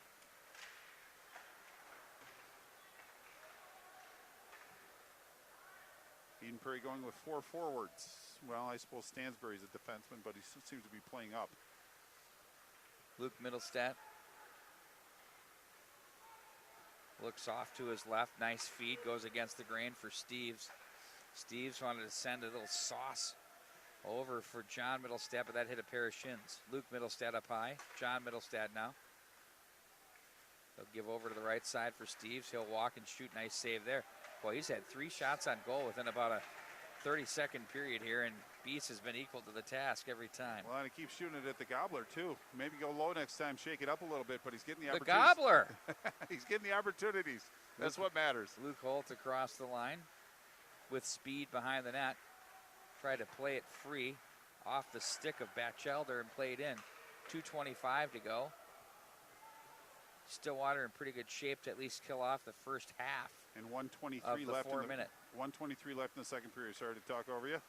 Langfeld to the right wing side. Didn't even notice it.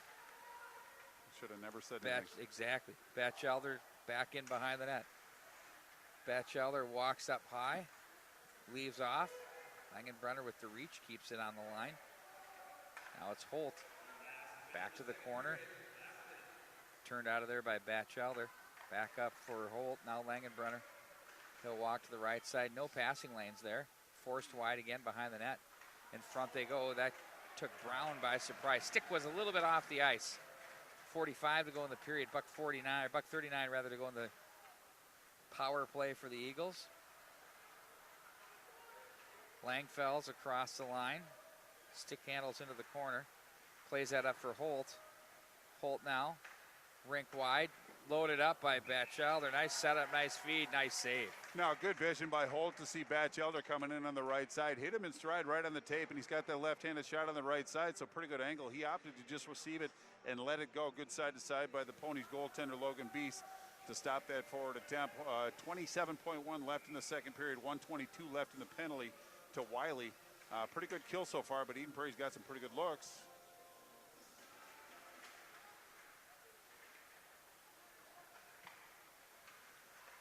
John Middlestat now to the corner. Steves. Luke Middlestat, wrister block. Nice job there. That's a gutty play. He felt that one too. Stengel, though, took one for the club.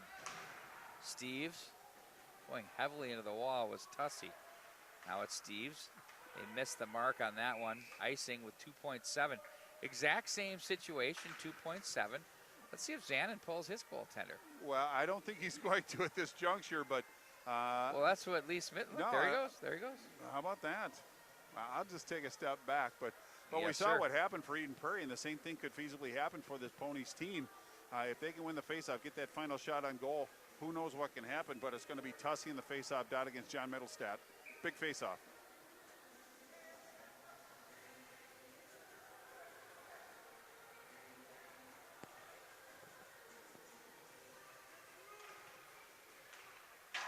Each team got the draw, the same situation, and each team got a shot off and a good scoring chance. Yeah, actually that shot just, they tried to go high cheese on that one, just up and over the net, but you're right, 2.7 seconds is enough for a sequence to get a shot on goal, but Eden Prairie, good period for them. Johnny Middlestat scored 3 that period to put 4 on the board for Eden Prairie, and it was Sweeland that answered for Stillwater, and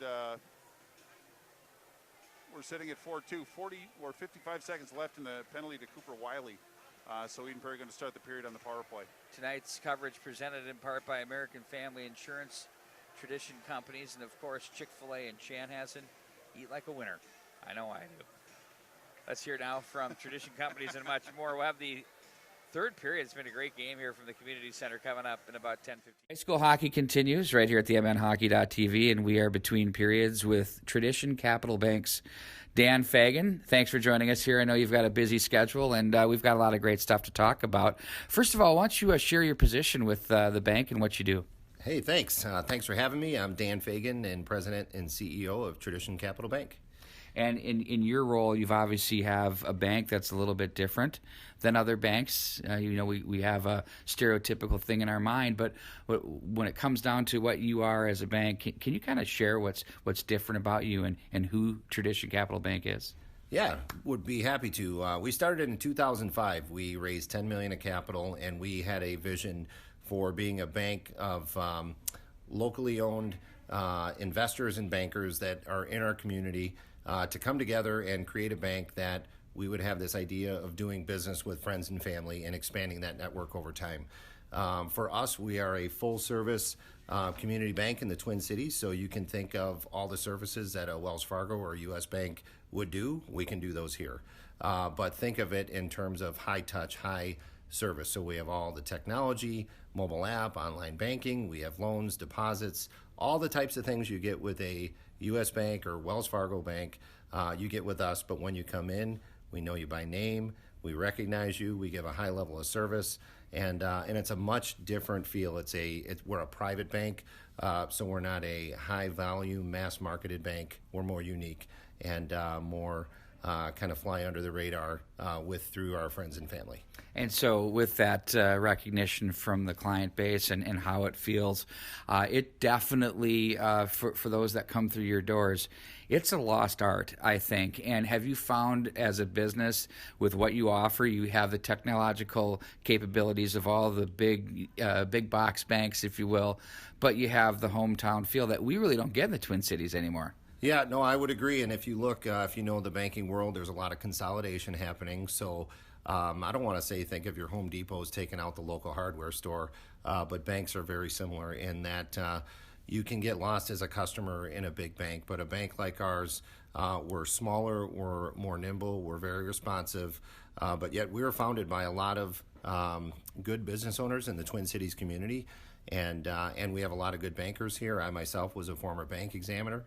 So we know banking very well, but we are very responsive. We're locally owned, local decision making, and you're not going to get that as much in the Twin Cities here. Other banks are making decisions, some in California, some in Wisconsin, some that take 3 weeks on a turnaround for you. If you come in here, we can talk among our bank and within a few hours get back to you and let you know, hey, this is something we can do. We've done, honest to goodness, we've closed a $10 million loan in a couple of days. Now, we don't do bad loans. We do good loans, but we're very responsive. We had all the information and we put the transaction together, and that's just not something you're going to get at a big bank. Well, there's some things that we say we're uniquely Minnesotan, but we also do business Minnesotan as well, so it's really helpful for those Minnesota businesses to know exactly that they have someone with their finger on the pulse of what's really happening here. Let's dig in a little bit deeper into the technology part of things that you have from the consumer, the user perspective. Can you kind of open up the toolkit there? What do you got? Absolutely. So from a private banking perspective, we obviously have online banking that you could do on a desktop, or we have the kind of online tablet banking, but most importantly, we have our mobile banking app. If you're familiar with some of the larger banks, for example, Bank of America, we actually have the same platform that they use in their online banking. So we have banking where you can look at, obviously, account balances, make payments online. You can make transfers to other individuals. We have a product called Zelle that's very popular among all the big over banks. it. We pay our employees with it. There you go. So we've got Zelle here. So basically all the things you could do at the big banks, the technology's there, and we're implementing them and have that available for us. For our business customers, we also have business online banking, set up ACH originations, again, client to client, B2B, or individual to individual. We have all those services and technology, but the best part is that you have that hands-on, one-on-one. You need something, you pick up the phone, you dial a number, it's picked up by an individual, we know you, we're responsive, and we can make those things happen, whether it's a wire transfer, whether it's overdraft. If you are out and about, you go away for a weekend, and you forget to transfer money, and you're overdrawn, we're not going to return that check, and we're going to call you and say, hey, what happened? Because we know you. So you have all the tech now. You'll be able to see that, and you'll have probably something pop up on your app, insufficient funds, but you don't have to worry that we're going to return the check. You can call us. We know you. We take care of it. That's what you get when you're with Tradition. And that's very unique. And you also, from someone picking up the phone, you don't have the phone tree to work through where they say, we didn't get that. We try that again, which is really, for me, I think that's a terrific thing too. As far as where you're going, obviously you've opened up a fabulous facility in Wayzata. You're here in Edina, and are you also somewhere else? In North Oaks. North Oaks, that's correct. Anything beyond those three locations? What are you guys thinking there? So I think right now for the Twin Cities, that's a pretty good market. And again, with technology, you don't need brick and mortar on every corner. In fact, you may not go into the bank as many times as you used to. Now we're here if you need us. The reason we had Edina was our original spot. We went to North Oaks. It was pretty strategic because it was literally across town on the other side to serve kind of the St. Paul market and North Metro. Wayzata was a very unique opportunity that we had a client that had a building and said, hey, you know what, this is a cool little community out here. So we looked to set up a small location. We have about 10 staff, just under 10 staff that are at our Wayzata location, but again, full service banking. In terms of the Twin Cities, that's what we're at kind of right now, but we obviously are always looking at strategic initiatives. What I will say is that, and this is a little bit down the road, but we have a lot of clients that were private bank clients that winter in either Arizona or Naples. And so we are considering putting kind of right now, we can do business down there already, but we are looking at down the road setting up some branch locations because we want to make sure we take care of our clients wherever they're at. And those seem to be some markets that a lot of people are attracted to, and we've had a lot of customer relationships out there. So that's kind of a little thing in the future that we're taking a look at. Well, so not far away, we have our Edina Jerry's Foods down in Sanibel Island, so why not? The free shameless plug, sorry. Yes, hope you're okay with that. Absolutely. Kind of the same concept for those of you that appreciate that. That's exactly what it is. We're Minnesotans. We know this market. We know our people. Everybody loves that. And everybody loves that. And if you're going to be out in those other communities dealing with people that are just good, hardworking, good, valued Minnesota people, that's what we're looking to do. And by the way, we have an aging employee base, and some of these employees are looking to go to these communities. So it's a nice way to retain not only our customers, but also some of our employees. And so we see a big opportunity. But also, I think there's a lot of people in those communities that miss kind of that hometown, small town feel. You go in, it's a handshake, you see things. Yes, we need to fill out paperwork and all that, but we do our best to be people of integrity. And when we tell you we're going to do something, we do it. No surprises, handshake, that's the way we do it. Terrific stuff, Dan. Finally, if I want to get started with you, if I'm a business or a consumer, what's the best way? Just pop in, give you a call? What do you guys prefer? Either, yeah. We have kind of on our website, you can see kind of the department leads we have here, whether it's a business banking need, private banking need, construction development. Obviously, you can have call us on the phone. The best way is either that or just come in person. We have bankers here on site that if you're not calling us, if you're in the area, pop in. We'll get somebody right away. We always have someone to handle the needs there. So it's literally a phone call. Let us know, and we'll do everything we can to help. If we're not the best fit for you or the best resource, we'll do everything we can to help make that appropriate connection to someone that might better serve you. That's exactly who these people are, folks. What is that email? Why don't you shoot that out there for everybody? Or email, sorry, website, web address. Why don't you shoot that for us? www.tradition.bank, B-A-N-K. Simple enough. Dan, thanks for joining us. Hey, thanks so much. Good stuff. Thank you. We'll be back with more high school hockey coming up right after this.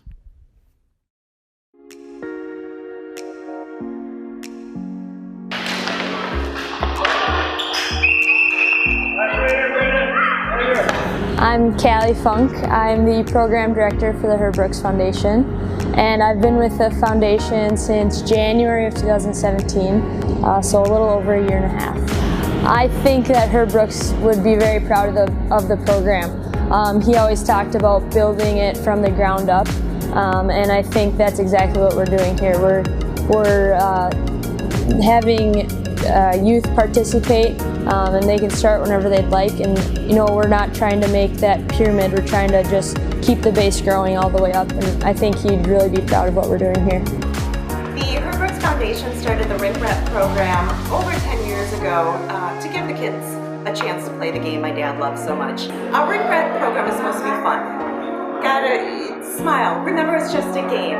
Get out and exercise. Play all year round. Play on the ice. Play in your driveway. Play at school. We just hope that you love the game. So we really try to emphasize the importance of Herb Brooks and the 1980 Miracle team within our program. Herb Brooks stood for a lot of different valuable life lessons, and so we really want to instill the importance of positivity, teamwork, and really coming together as a team in order to meet one common goal. The Herb Brooks Foundation started the Rink Rat program over 10 years ago. We started it to really keep my dad's legacy alive with children. His philosophy always was to give the game back to the kids and learn to love the game the way he grew up playing, and that was with his buddies out on Lake Phelan, playing street hockey, just those pickup games. And we wanted to have that atmosphere built in for these young children instead of structured association hockey. We wanted to get the kids back playing. At the end of the Rink Rat session, we hope kids take away from the program, number one, friends. I hope they made friends and had fun. And we hope they have a true love for the game, the way that we love the game. We have had several kids go on to play association hockey from our inner city Rink Rat programs.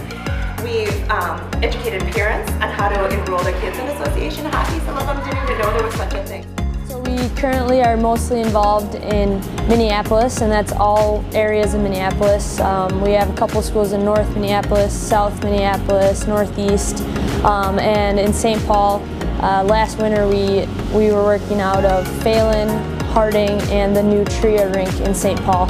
So we really try to cover a broad area so that we can include as many kids as possible. So the best way I think to reach out and get involved would be to visit our website, herbrooksfoundation.com. You can find all of our information about the Rink Rats programs, any clinics we have in the spring or summer or fall. You can also find contact information for the foundation, as well as many different links to pictures, events such as the Sticks in Stillwater, the golf tournament, Let's Play Hockey Expo, and there's also a good following for our volunteer base as well.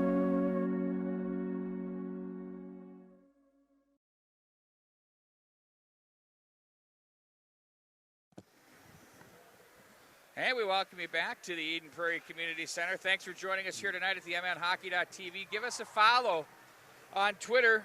That's at MNHockeyTV. We have all sorts of high school hockey games. We're going to be pushing 43 games down the wire here in 10 days starting next Thursday. And we expect everybody to watch every one of them. Well, too. what else do you have to do? Please.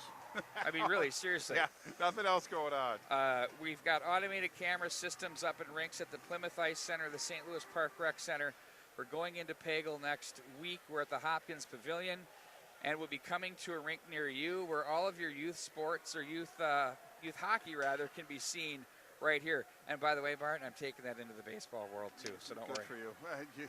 I will say this, for all the people that know Pete, they know he's a hard-working guy, but Pete, you've raised the bar this year. You really rolled up your sleeves and put in a fantastic effort. You should be recognized for all of your efforts. Bart, thank you. No, absolutely. I mean, I just stand back. I have a full-time job, but I think Well, you so work do far I. harder. It's- Well, I was just going to say you work far harder than I do. I'll tell you that. I got to thank my partner too. He wants to go unnamed because he doesn't want to be out there, but I got a business partner that's making all this happen, and hopefully we can get ourselves landed into the Stillwater Rec Center as well on our wish list. So looking to put something together there too. Hopefully someone from the board's listening. Wink, wink, nudge, nudge. 35 seconds left in the Langenbrunner now with it. in the penalty to Wiley. Wink, From wink, the nudge, left nudge. dot. I like 25 on the power play. Langenbrunner down low. How about some graphics for everybody, huh? Let's do that. Middlestead cross ice. Langenbrunner tried to go high cheese, short side. Look at Bart covering for me as I did some production updates. As long as it's in spurts. There's a wrister, blocker, pat save. You could do it if you really wanted to. I have to reprogram myself. Now it's Langenbrunner with it. We can hear the stick slapping far side, meaning the penalty's almost over. It's a Now they're good full kill. strength. The Ponies kill off the 4-minute minor, double minor. Holt now for Langenbrunner, sent a purposeful shot to the slot area about ankle high. That was kicked away. John Middlestad plays to the corner. Now it's Mason Langenbrunner at center as he gives over for Luke Middlestad, turns up the ice, accelerates across the line, and on goal, that's going to be gloved down and hung on to by the goaltender, Logan Beese. Well, it was a nice job by the Stillwater defenseman. It was Luke Middlestead that had a good burst of speed coming into the zone, but they had two guys force him to the outside. He did the right thing by getting the shot on goal, moving it forward. Beese decided to hang on to it so both teams can change, get some fresh personnel out there. But a really good kill by the Stillwater team that's got to give them a little bit of energy moving forward.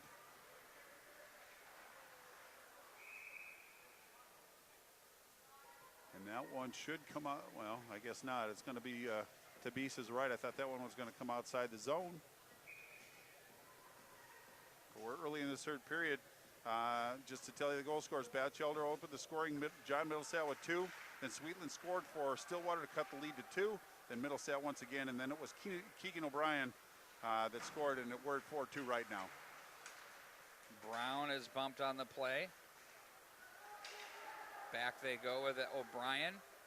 Through some leather there as the puck is played back into the corner. Tussey was checked. And here they come back out of the zone. Britton plays to the right wing side. Batchelder loads up. That's deflected. Luloff checked on the play. Wrestled down. That by O'Brien. And Brown, look at that, the big fella. Oh, give and go for the corner. Oh, big save by Beast. Oh, my word. For you young players at home, that's how it's done. The old give and go. Yeah, that puck rolled on him. Otherwise, it would have been a great opportunity, but Beast had the ground covered.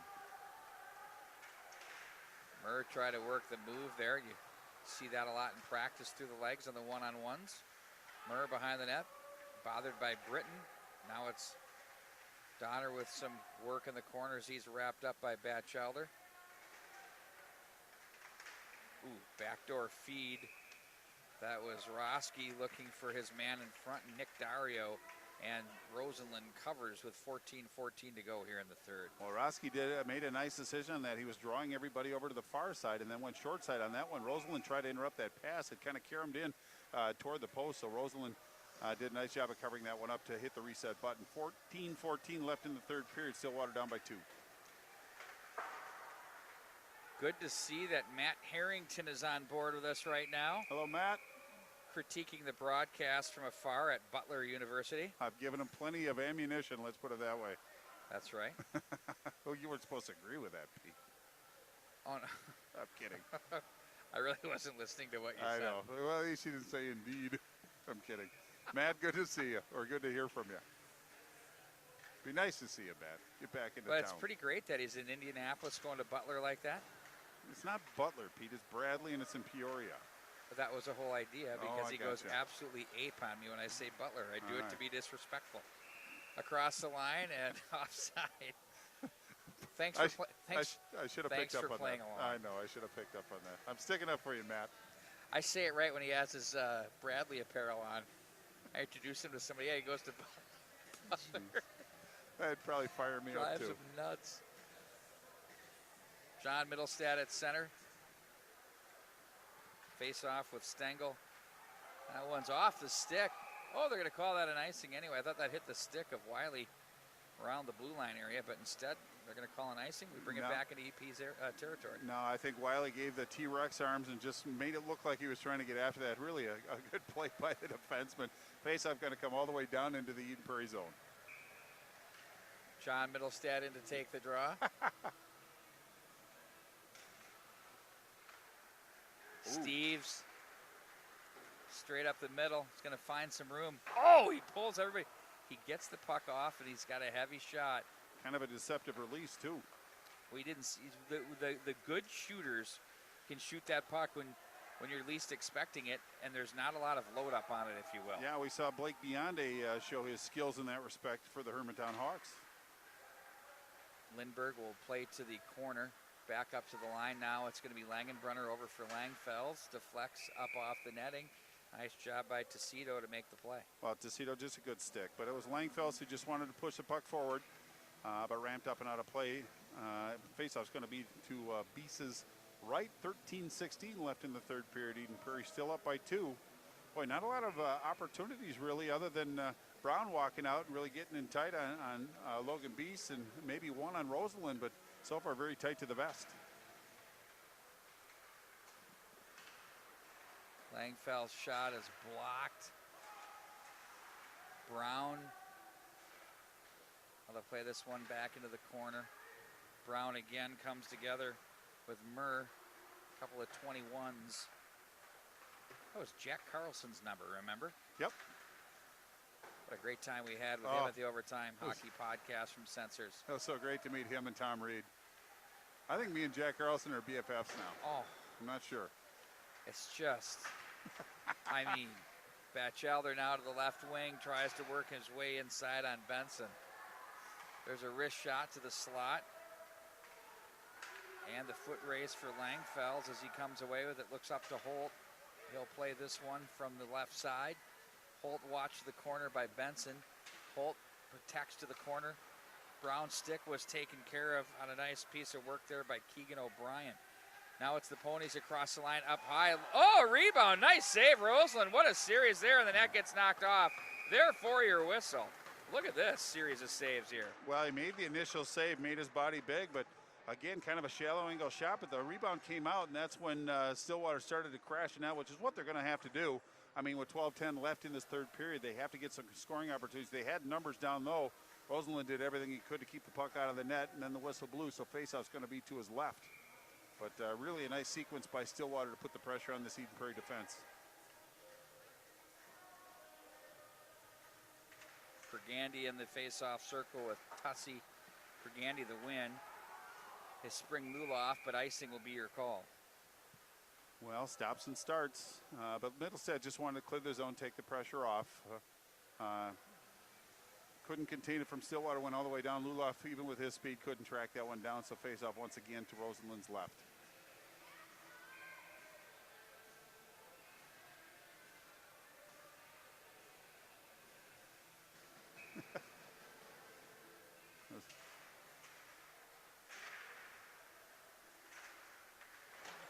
Back behind the net, chopped at. We're going to play the icing game. I've got a rule. If you ice it 3 times in a row, you get a delay a game penalty. Well, how about that? Worthy of conversation, perhaps, but I think Eden Prairie's just... You weren't expecting that. No, I guess that came out of... left field, if you will. Well, at least by the warning track, anyway. Was Eddie Rosario there dropping a ball, or what was going on? Or Aaron Throw. To the wrong bag. I like him. Don't pick on Eddie. There's a glove save. Again, hung on to. Another shallow angle shot, and that one came from Bo Dustin.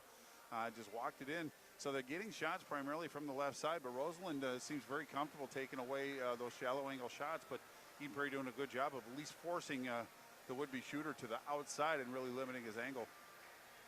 But again, another face-up in the Eden Prairie zone. Not a lot of flow here in the first few minutes of this third period as we're sort of battling for position. And, got to give the Ponies credit. Well, they trailed at 3-0, 3-1, and 4-1.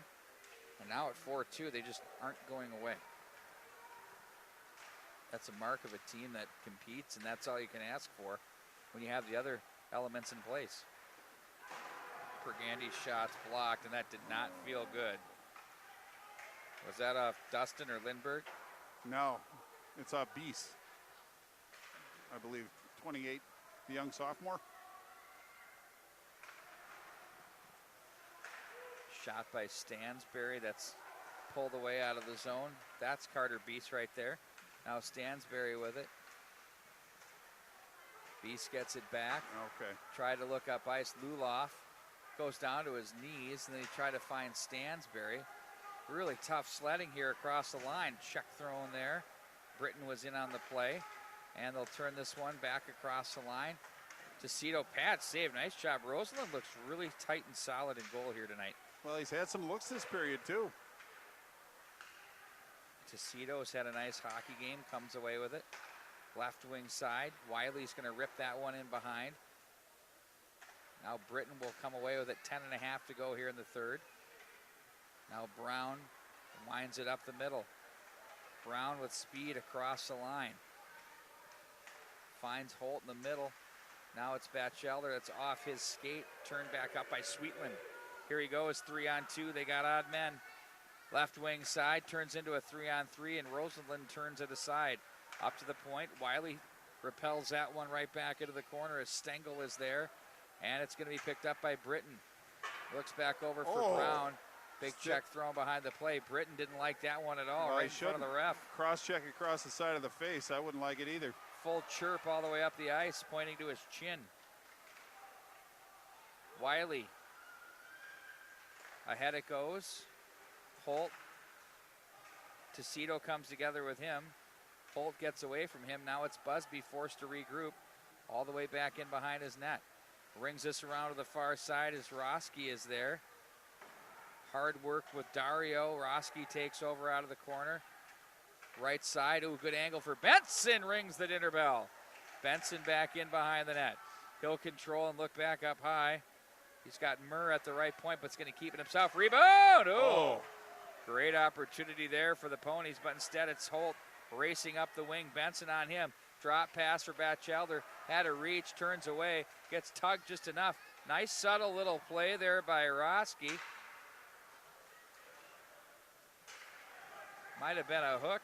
I'm just saying. Now Benson with it. Little editorial for you. I mean, well, here's the thing. Like, we see so many of these games where they call everything, and, like, I don't even know if they see half of this stuff. I'm just saying, and I'm not going to say why. Langenbrenner plays this one down into the corner. Back in behind the net. Big check thrown there, and out of the zone they go. Back across the line, Murr. Oh, John Middlestead takes a high hit there, and he goes down.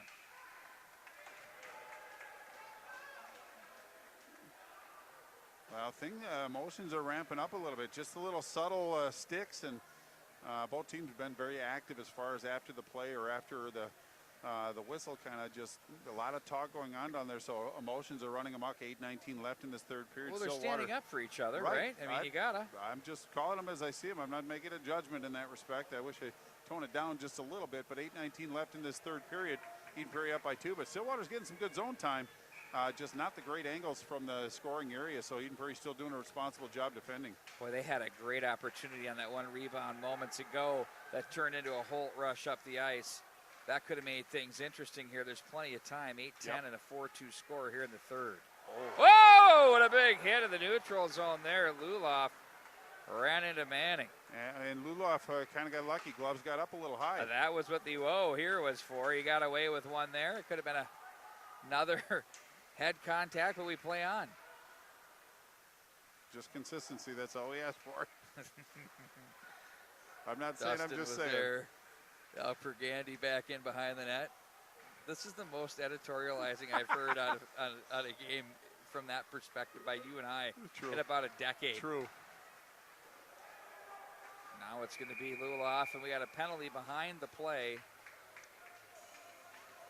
See if we can pick this one up on the replay. It's going to be an interference call in the neutral zone right here. Actually called a trip. Oh, yeah, he got the leg out there. Well, either one. An infraction's an infraction. The leg trip for sure. And it looks like it's Pergandi that's going to go for Eden Prairie. So another great opportunity for this Stillwater team. They've already got some offensive zone time. Now they have a little extra space to work with. And I think patience is going to be a virtue. You can't just get it and fire it. Just set up and get the good shot, which is something that's eluded them this third period. But Eden Prairie, again, has to kill this off.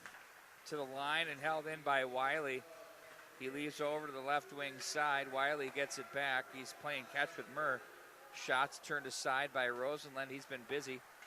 Now it's Luke Middlestead, cleared but not out. Back up to the line. Nice job by Wiley. Again, he's going to play it all the way in and around to the near corner. Donner is there. Now back up to the right side for Wiley, who gets it back. Nice feed to him. One-timer turned aside there. That bid by Murr. Luke Middlestead wins the battle. Cleared up high. Batchelder wins the battle. This is where they're dangerous. In on goal. Watch out. He's got heat coming in. Batchelder. Oh, save and a rebound. And a slash coming up on that one. Oh, geez. Wow.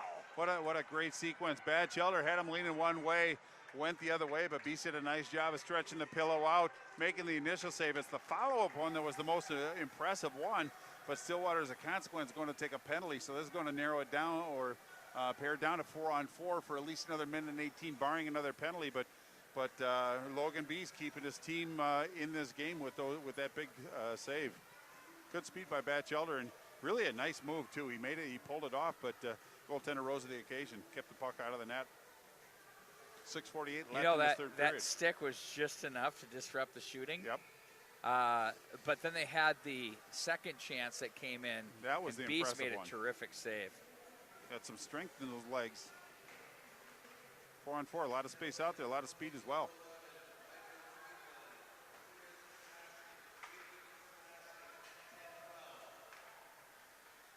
It's going to be Sweetland / Big Bopper in the box. Across the line. That's deflected away. Now 4-on-4 we have here. 57 more seconds, 6:25 in the third. John Middlestead up through the middle he goes. So he and Steve's are like magnets. And the puck is the steal. Oh. Langfels look to Middlestead. His option was taken away. Now it's Langenbrunner. Nice move to create some space across the line. Langenbrunner tried to slice through the slot area, chipped through the zone. That's going to be on goal as Rosenlund goes down to poke that aside. 25 to go. It's almost as though the Ponies don't want to get into the running show here with these guys with the 4-on-4. Oh, Steves. Ooh. And the glove save. Watch Steves here, just so slick, just dangles. Well, he can disappear in a hurry, and he did a nice disappearing act with control on that one. And then he actually had his linemate John Middlestead on the weak side, opted to take that shot. A good shot it was. He tried to go glove side, but Logan Beast has really had a good showing tonight, made some incredible saves, and that's one of them. Looks like a timeout's been called. Eden Prairie Eagles call the timeout. Well, not a bad chance to reset, but it's going to be Pergani that's going to come out in 16 more seconds, and then it's going to be a brief power play for the Eden Prairie Eagles team. Really, I think it's a pretty good time for a timeout. I mean, with 5:46 to go, just make sure everybody's on the same page. As we said, in 16 seconds, Eden Prairie's going to go on the power play. But I think what Coach Zanon is doing is just kind of getting them refocused, giving them some instructions to follow.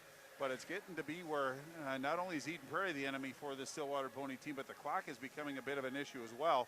So after Perganda gets out for Eden Prairie, Stillwater's got to kill off this penalty, and then they have to really roll up their sleeves and get into that offensive zone and put more pressure on Axel Rosenlund, who's played an outstanding period. He's made some pretty good saves so far. But I think the story of this period has been Logan Beast keeping it a 2-goal advantage for Eden Prairie. It could be 3 or 4 right now, but the goaltender's done a great job.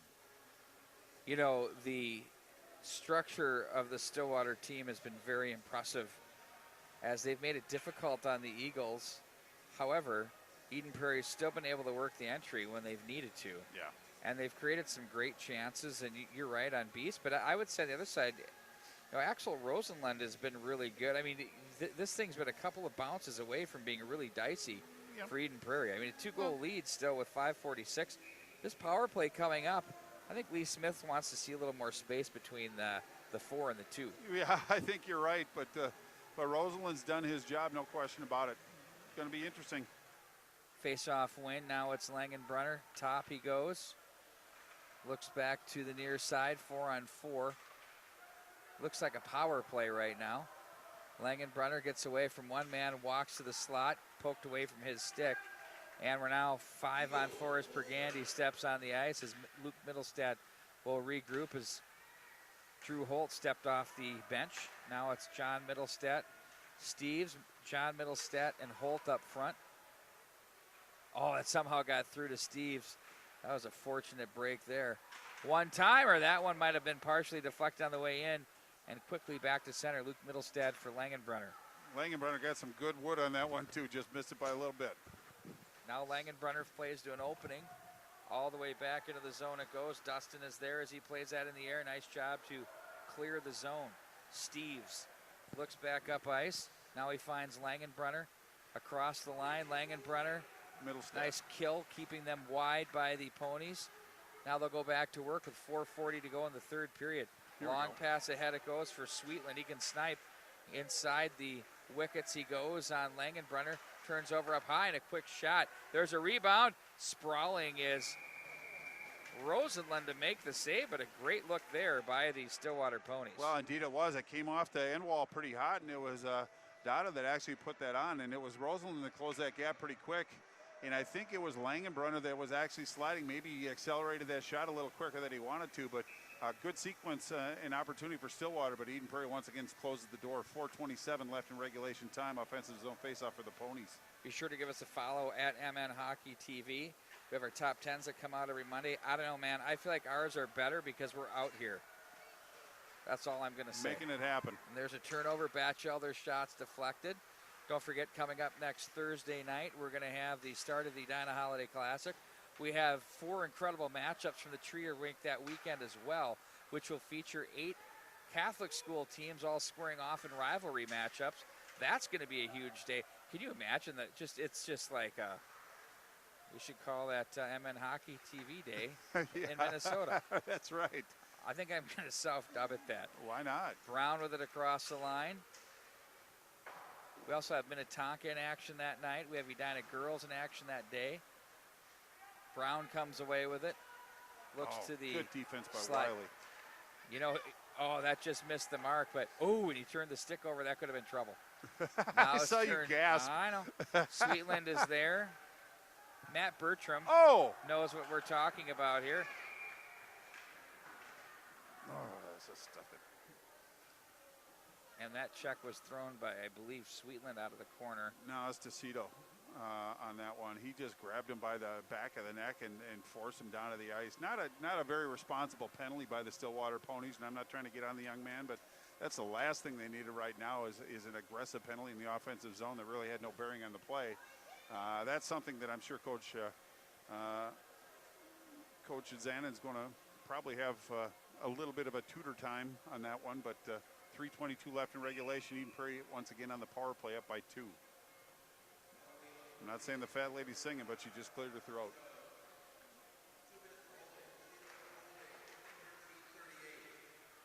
.13:38 the time of that penalty for holding. Luke Middlestad swings back in behind the net. Bo Dustin was there. Now it's going to be Holt with it. Back up high to Middlestad. Luke Middlestad for John Middlestad. Down to Steves from the corner. Back. That just got underneath the stick of John Middlestad. A little too far. 1:35 of power play time. 2:55 of third period action. And obviously the primary focus is going to be on killing this penalty, but if Stillwater gets an opportunity to put some pucks on the net, I know they're going to take it. So very important 2 minutes and 44 seconds for the Stillwater Pony team. Luke Middlestat finds John Middlestat across the line from the left circle, forced into the corner. Corbett is there. And sent to center ice again. The PK has been spot on here for the Stillwater Ponies. Well, absolutely. They've been very strong. They've been given plenty of opportunities tonight as well. Steves, I think note should be taken here by the high school hockey community that this Stillwater team is legit. They're the real deal, and they're going to be a problem in the Section 4AA. Well, Hillary Pioneers, really, really good hockey team. Don't forget about White Bear Lake, sure. But these guys are in the mix. No, indeed they are. I love their forward speed. You know, their primary defense. Their defense has played very, very well tonight. And Logan Beese is a solid goaltender. And Joe Pearson, the other senior goaltender, is formidable as well. So they have a lot of good things going on in Stillwater, and it's going to get better as the year goes on. Langfell's with it in front of the bench area to center ice. Kicked in by Batchelder as he regroups back into his own zone. Turned over and a big save made there. Woohoo! Rosenlund, oh, another pad save. That one came out. And now it's going to be Busby up ice for Brown. Brown across the line as he protects to the corner. He's going to play back for Holt out of the left side. Now it's Busby. Langfell, snapper, stave, rebound. Oh, that one may have hit Beese on its way in. Now it's Batchelder back up for Busby. Power play continues here for 13 more seconds. 1:32 to go in the period. Holt, that shot blocked, and a nice job by Manning. Boy, how many shots has the Stillwater team blocked? It's more shots than I think I've ever seen. And Beese is coming off the ice for the extra attacker. They're just not allowing pucks to get through. We're seeing a lot of that all over the league as teams are packing it in and staying disciplined on it and getting in front of pucks. Goaltender is off now, 6-on-5, shallow angle there. Opportunity for Murr. And that one's going to be whistled dead. Well, I don't know if it's going to be Busby and Tussey going to go, but they were kind of mixing it up in front of the slot area, and it looks like they're both going to go. To have Tussey off the ice and Busby. Busby's played a whale of a game. We haven't said his name much, but he's been very responsible in his zone and out on the ice in the important situations. So obviously Coach Smith has some faith in him, but having Tussey off the ice is going to be a bit of a tough thing for Stillwater to manage. But Coach Zanuck calls timeout, just 1 minute 3 seconds left. Still plenty of time if they can punch one in relatively quick. So both teams have some things to figure out for this final minute of this period. Well, it's going to start with a face-off, a draw, and a win. Get some players to the net. You've got 6-on-5. Eden Prairie has some big stuff coming up next week. They open up against the Elk River Elks at 6 o'clock on Thursday night. We'll have that for you on the MN Hockey TV. And then they'll play Friday night against the Grand Rapids Thunderhawks. That'll be a good one, that too. At 6 o'clock. And then the big finale against their neighbor crosstown rival, Edina Hornets. Even though Edina's 2-3-1 right now, they're playing better and better. You better watch out for that club. Just saying. Well, and it's always an exceptional game, that Saturday night game. In fact, during our benefit for Wishes and More, John Middleset said it was his favorite game of the year to play Edina. And he played on the Saturday state night. final. Absolutely. Luke said it was the most nervous he'd ever been. He said he couldn't even take shots. Yeah, he said he couldn't catch a pass. But he looks smooth out there, but you don't know the emotions that these kids are going through. He fakes as well as the next. But the emotions these kids go through, you can only understand if you're either on the ice with them or in the locker room with them as well. We try to translate as best we can. For the Ponies up next, they will have a trio of games at Irondale tomorrow at the Rec Center. Next Thursday, they're at Park High School. And then next Saturday, they host Mounds View. So they've got some conference action coming up in the SEC. Well, I think that playing against a team like Eden Prairie with the speed and the defensive group that they have, Stillwater's going to be a better, I've said this before, but Stillwater's going to be a better team after this game than they were coming into it, regardless of the score. Well, they've executed beautifully here tonight. They've been very solid as a challenge here, down by 2 with the 6-on-5. Sauce sent up high for Murr. One-timer. That takes Rosenlund right up off the shoulder. Nice job by the goaltender to keep that rebound from going anywhere further than his chest. And that, obviously the save is very important, but as you said, Pete, to accentuate your point, holding on to that rebound was the call to order for that. 44 seconds left, but a second chance foul could have been in the back of the net. We'd be talking about 1-goal game, but Roseland's done his job keeping that score at 2 for Eden Prairie in the net. Langenbrunner the ring, Steves the play off the boards, tried to poke it to safety, and that's offside at the line. Well, Wiley did a nice job. Whenever Steves has the puck, he's so elusive, but Wiley did a good job of keeping his footing and keeping engaged with Steves to really forward that or limit that forward progress. So nice job by the defenseman. So a face-off at center. Back on the ice comes Beese. Now it's Luke Middlestat. Looked up ice, instead goes into some shins. He'll step into this one and plays ahead for Steves. Steves through traffic that's blocked by Wiley. Now Luke Middlestat from the line tried to play that through as Tecito was there, as it's sent back in behind the net. Wiley now with 9 to go. It's pretty much elementary at this stage of the game. From center, it's taken off the stick of O'Brien, and the Eagles flip to center, bounding puck cut off, and that's going to do it. Your final score, the Eden Prairie Eagles 4, the Stillwater Ponies 2. Eden Prairie improves to 4-0. Meanwhile, the Ponies fall to 4-1. Yeah, first blemish on the Ponies record, but again, a good effort tonight. A lot of positives can come out of this for Coach Zanin. I just think that this might be the quickest team that Stillwater's faced. They adjusted. They made some plays, so I think that they're going to be a little bit more used to teams with this kind of speed top to bottom. So I think that they really learned something from this. A good showing tonight, but Eden Prairie flexed their muscles tonight. And not too flashy, but they just rolled up their sleeves, kind of a lunch pail group tonight. But the story was John Middlestat tonight getting 3 goals in that second period. And they got great skill, too, so they can put this absolutely. all together. Good hockey club. That's going to do it. Don't forget to join us tomorrow, noon. We're going to have JV action of Benilde St. Margaret's and Armstrong Cooper in the varsity game at 2:30. For Bart Archer and Todd Grover, I'm Pete Wagner. Good night, everybody.